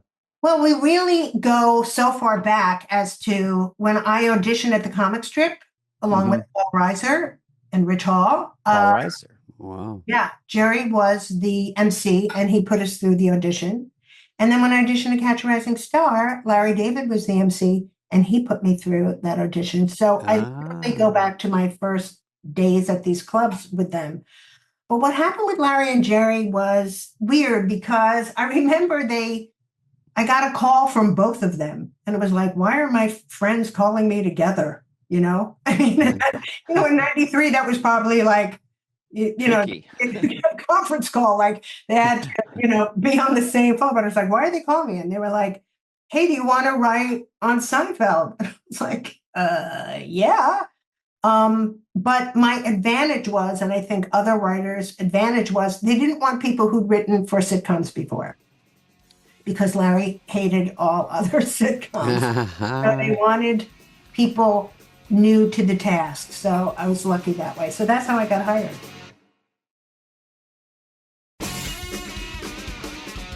It was such a, interesting sensibility on that show, how it was kind of just about little things. And everyone knows the soup Nazi and the puffy shirt. And it's like trying to catch the wind. It's even now with Curb Your Enthusiasm these last 15 years. It's like, what is that sensibility about? But it really pops. The cast was super likable. But there's something about the writing that is so smart and subtle and well observed. So that's just that's the best writer's room on a sitcom in history. I think I'm not shitting on Cheers or anybody else, but I think it's gotta be. Well, as far as it worked, it just worked through the roof. And our greatest half. I think Cheers was more considered just a great sitcom, and Seinfeld was a little off kilter, not just a sitcom. It was like sort of a different thing going on there. What is the thing about Seinfeld with it?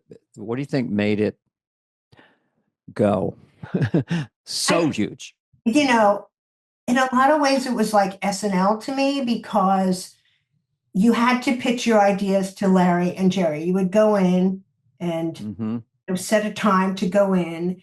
And it was like 2 sentences kind of max, like I went in, Elaine thinks the Korean manicurists are talking about her behind her back at the nail salon, and that kind of thing. I would go, yeah, we're doing that. Yeah, that's a great idea. Yeah. And And then you'd pitch other ones, and he had this habit of like rolling his shoulder and going, no, you know, I could see that on another show now, you know. Does he say expand in the room? Like some ideas are a little more than that. Like he'll go, I like it so far. What else is on there? Or just go write it.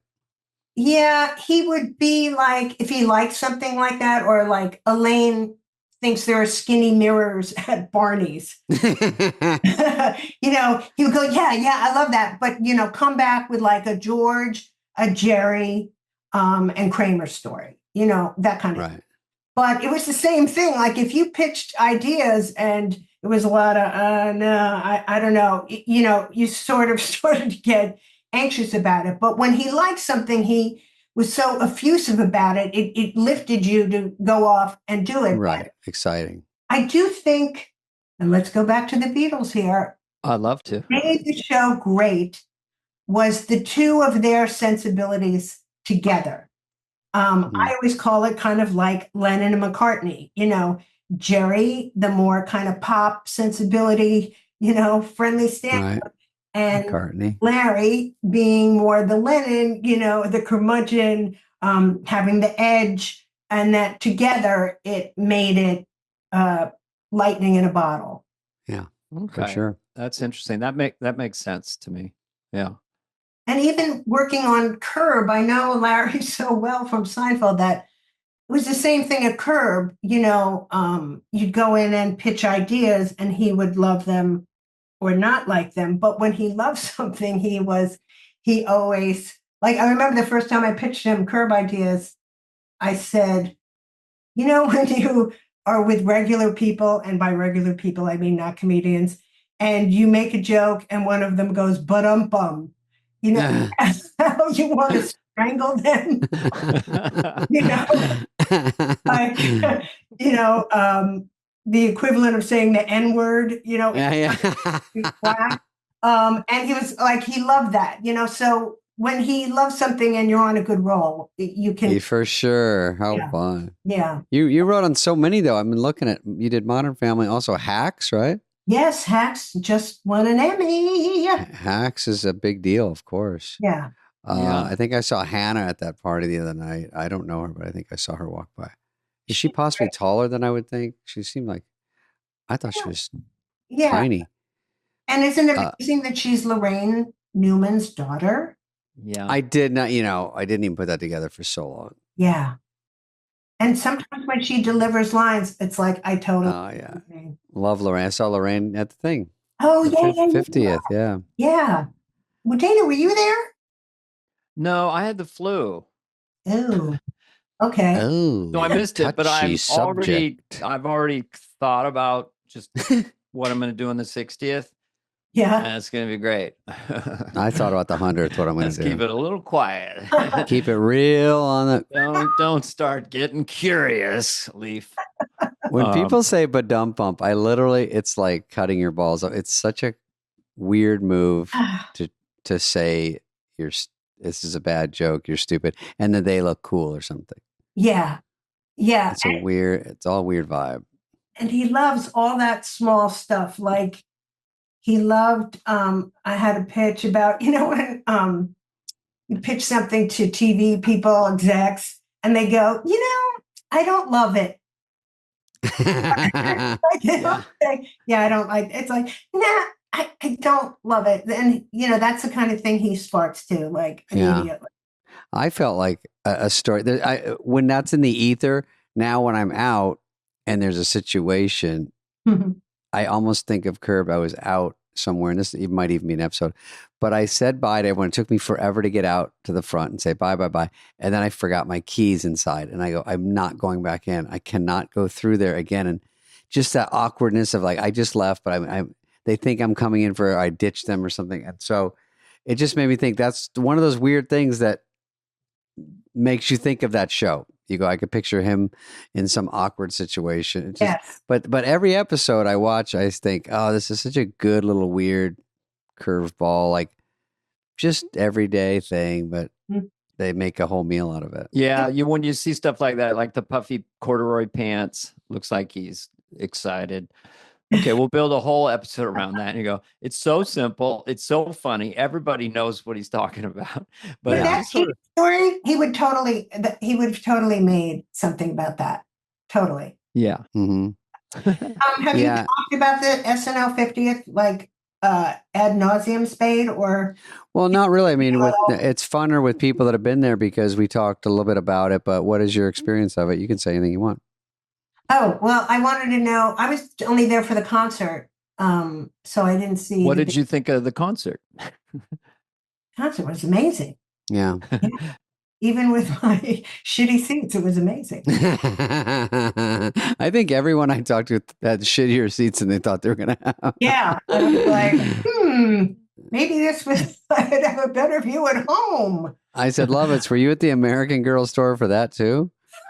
He goes, no, I was at Banana Republic. That was very close to Radio City. Jealous. Yeah, no, the 50th was a blast to just goof around, but the weekly events of that was that night, what you went to, which was, I think, more fun than people thought, and then the next night there was like a little toast thing, and then the next night was the show. So I did get a lot of it. That's why I wasn't at the party forever the night of the show, because I think it was a Sunday, and also I just done everything with everybody all week, and I thought there's a 3-story party. I don't think I could do it that long. Yeah. Did you go to that thing or did you skip it all? Well, the next night, the Saturday night was the Writers Guild Awards. Okay. And we won for Hacks. Oh. Hacks never, because don't they win kind of everything? I mean, they win a lot of stuff. Well, I'll say this past season we sure did. Yeah. Where's your hardware? You got a hardware back there somewhere? I mean, yeah, you should throw it right up there in that cabinet. I do have an Emmy, but it's in the other room. But I think it needs to be on camera. Also, is it interesting? Go from SNL, you go to Seinfeld, and you're like, everywhere feels like it just couldn't be as good. Then you get on a show like Hacks, it's a great show, and you go, okay, that feels good. Modern Family's a great show. Yeah, no, it's a good streak. Huh. So when shows are really good, what's the common denominator? There's one common denominator, but I'm not. Let me just think. I wonder what it is. What would it be? Starts at Carol King. No. But anyway, I mean, you must be proud of. I mean, it is pretty cool how many great shows you've worked on. So clearly, you're a valuable commodity, and I would like to negotiate whatever your next deal is. Personally, I'm not going to push. You guys know as well as I do, to be in a room with other funny people is just, it's just the greatest. I mean, as much as I love stand-up, and I saw you recently, Spade, at That's right. Night. There's nothing better to me than being in a room with funny people. It's just the greatest thing. It's like, I always think it's like, you know, you go to a foreign country and say you're there for like a month, like Italy, and, you know, everybody's speaking Italian and nobody speaks English. And then like an American comes in and you're like, oh my God, you know, and you just bond with this person. To me, that's like with any comedian, there's always this kind of just instant bond. And yeah. I'm always happy if I'm at some event, then I see a comedian or a comedian I know, and that we're just going to look at it all differently and try to just clown on everything going on. That was the same thing. I went to some Oscar thing the other night and zip right to the comedians and then just sort of make fun of the whole situation. Exactly. It's the only comfortable spot. But that's why I like sketch, just because I was a stand-up and then I had never done sketch comedy. So then it was like, oh, you say that, I say this, we're working together. And then, of course, you get funnier if you're in a writer's room and people are starting to riff. Your brain gets kind of associative into this, everything's funny. Or how about this thing? Oh, how about this? So I think I totally relate to that. If someone wanted to see, I said, Carol Leifer's a great stand-up. What would you want them to look at? I would say probably some of your 25 Lettermans or special I don't box set. You know what? I really have a great affection for my first Letterman, which was in 1982. Ooh. Just because, you know, your first time, like, oh my God, I'm on TV and people are seeing this and what I dreamed about. To me, that's like my most precious kind of memory because it was the first. Yeah. You To never me, have another it was first. Fernwood Tonight. And when I came out, and so I know that was. Does anyone Fernwood remember Tonight. Fernwood Tonight? I With Martin do. Mull and Funny it is. yeah, kind of a parody of a talk show. Yeah. Did you ever work with Wendy Liebman? Yeah, this is like the perfect setup. I'm working with Wendy Liebman on March 20th at Comedy and Magic Club. Oh, Comedy Magic, how great. Yes, also with the great Kathy Ladman. So 3 funny ladies all together. Yeah. Is that, see are Wendy. you She's great. publicizing it as 3 funny ladies or no? Or just it's a comedy show? I think they're calling it the Ladies of Laughter. Oh, the ladies of the night. Dave and I go out as the pipsqueaks of funniness. The Pipsqueaks twinsies. 2 little pixies with a dream. We just did a corporate together. It was pretty fun. We never done one. It was pretty fun. Right? Yeah. How much time did you have to do? Well, Dana kind of tinkered with that. This is inside baseball, but we kind of like as a stand-up. Well, I love being out there with a friend just riffing. So I said to the guy who's in charge, I said, because they wanted 45 each, and it's hours in a ballroom, all that. And I said, how about we do 30 each or 25 to 30, and then we come out together and just sort of talk to the audience and they'll yell stuff out. And he goes, you would do that? Yeah, I'm going to go out on a limb. I'm not going to try to redo the deal. But we will come out without a script or our act, and they're yelling out Garth or Tommy Boy, and we have shit. Yeah. It's a little chaotic, but because we threw it at them late, if we could have had a microphone up there or something, but it's just fun because they also want to see a picture of us together or so, whatever. It's out together, and it made it more fun for us too. That must have been a great gig. Yeah, it was super fun. They'd never had comedy, and they were like, "Oh, this is great." So, well, the sound was good. Out. It's really important. The sound is great. That is important. You don't hear muffled jokes. I don't go to sound checks, but Jay Farrell played the night before some casino in West Virginia. I go, "They're gonna need a sound check." How was the sound for Jay Farrell? Oh, it was great. He loved it. So then I go out. First thing I hear is a huge slap back. Hello.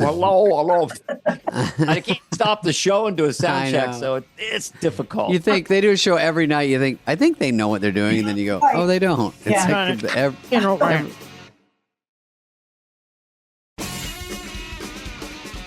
I tell you a great story about Joan Rivers with that kind of stuff? Yes, we would love it. All right. So I had a corporate gig in New York when I was coming up. And they had booked Joan Rivers to just open the show and introduce me and leave. So I get there, before her, obviously. And like you guys, you don't travel with your agent or manager for these kinds of things. So I show up and I see that there's no spotlight. So I say to the guy, the tech guy, I'm the comedian. I see you have a mic, but you don't have a spotlight. And he looks at me like, oh, sorry, we don't have your spotlight share. I'm some diva. It's like, no, people need to see me. Yeah. And he just like blew me off. It was so brilliant. So then Joan Rivers gets there. She says hello to me. And she goes, where's the spotlight? And I go, I know. So, and the tech guy was like hanging his head in shame. She literally went on stage and she was like, she did her bit, cue you doing your Joan Rivers impression. But she goes, listen, I'm going to bring on the next act, but you be very nice to her, all of you, because there's no spotlight and it's very unprofessional. And it was amazing. I mean, I love you, Joan Rivers. May you rest in peace. We've all had these situations. I was in a club once and I asked them to turn up the mic for the second show because I couldn't, and they just turned it down. I mean, it's like just aggression and anger. Sometimes the club owner is a frustrated stand-up and kind of hates you. It's like, so we turned it down. You can't get laughs out there. We're like, oh, I don't think they can hear me. Oh, is that why? And I'm like, yeah, that is why they can't hear me. People are yelling, I can't hear you. Did you like the clubs on touring or going on the road, or did you just do it? Or, were you in condos with other guys and ventriloquists? Yeah. The comedy condo was the worst experience of my life ever. I did a gig. It was in Phoenix. And it was a comedy condo. I was doing it with my friend Sue Kalinsky. We get there and we go to this disgusting comedy condo. And there's, the other guy there and like, disgusting. Here if you want to go, whatever. So about 7:00, Sue and I get ready. We're getting ready to go to the gig. And we yell up to the guy, well, it's, we're an hour away from showtime. If you want to come down now, we're going. And the guy comes down. He's like, oh, I'm not a comic. I just live here. Oh, my God. Never heard of that. Condo, yeah. Had just one of their friends living in one of the rooms. I mean, if you don't call 911 then, I really don't know what. Just oh my God. For people so you go to these cities and instead of putting you in a hotel, they'd have a comedy condo. And there was the main room or the headroom. And if the headliner, for the best place with its own bathroom. If you come too late, the ventriloquist is in there with Chuck Wood. You can't look at his puppet. Wood. Don't even look at Chuck Wood. Don't even David Strassman, I think. No, I'm kidding. But openers get the couch sometimes. They're a unique breed. It's not a joke. That is definitely like that Anthony Hopkins movie. Chuck Wood was real. You must have worked with a lot of. Before it gets too late, fellas, can I promote my new book? Yes, let's do it now. We're wrapping up. Oh my God, we should. We'll put it in the intro too. Yeah. Okay. Yeah. It's How to Write a Funny Speech for a Wedding, Bar Mitzvah, Graduation, and every other event you didn't want to go to in the first place. That's a good title. So come on, it's gonna fly the show. That's a good title. I like it. So that is literally instructive and also humorous, but actually trying to help people with that process. Okay. Because say the title again. How to Write a Funny Speech for a Wedding, Bar Mitzvah, Graduation, and every other event you didn't want to go to in the first place. Okay, I like it, and I want to ask you a question. So, has no one written this book? Because I think it's a great idea. Yeah, it is. Yeah, no one has. I wrote it with my comedy writer friend Rick Mitchell, and no comedy writers have written a book like this. A lot of stiffs, from the corporate headquarters, or whatever, have written it, but no, not funny people. Yeah. Right, we're tired of going to events where someone just stinks up the room with their horrible speech, and we felt like we could give them some help. Well, that's the number one fear, right? It's public speaking, or it's way up there. So yes, and most comedians' greatest fear is not speaking in front of them. How sad. And obviously, I just want to. If people want to get this book, you just go on Amazon. It'll be on that. Yeah, it's there. Amazon. You can just click a few buttons. Yeah. And if you don't remember the title, you can say Carol Leifer book. Yeah. Exactly. Carol Leifer book. Very easy. Oh, I wanted to ask you, Spade, because when I saw you, I loved your bit about Amber Alerts. Yeah. I got an Amber Alert, I think, that day. That was new. Got an Amber Alert, Dana, and I just want to know how much investigation I'm supposed to be in charge of. What is my job here? What are my duties? If the kid isn't laying on my dashboard, that's it. I feel like the search is over. It's a cold case. That crushed it the day. Oh, yeah, I did it the other night. Yeah. Yeah. That's new. Thank God. Because I got one that day. You were killing at that point. I just said to the guy, I go, can we get him off now? I mean, I think he's over his Give time. him the light. Yeah. Can we just, is it okay to give him a light? I mean, I don't want to push, but yeah, because you were killing so hard. Danny goes, actually, I got a light. I'm going to run in the back row. You always want to sabotage your friend if you can. God, there's guys at the Comedy Store. They get the light and it means now start your act. Because I'm like wrapping up. And they're like, what else is going on? I'm like, there's no, what else is going on? You're doing your last bit and getting off. Not like, what else is going on? Let's go into the crowd. Yeah, what else? I'm like, you're done. That should be a special. What else is going on? What else is going on? Sounds like, that's a good special. That is the best title. What else is going on? All right, Carol, thank you very much. Thanks for being here. Congratulations on your career, your book. Nice to see you. You're always, she's one of the most likable people that, in the scene. I think you have that reputation, but yeah, I'm always happy to see you. And you're very kind. I'm just going to say it. I just love you guys. You're both so incredibly talented, and I enjoy your talent. This has been a presentation of Odyssey. Please follow, subscribe, leave a like, a review, all the stuff. Smash that button, whatever it is, wherever you get your podcasts. Fly on the Wall is executive produced by Dana Carvey and David Spade, Jenna Weiss-Berman of Odyssey, and Heather Santoro. The show's lead producer is Greg Holtzman.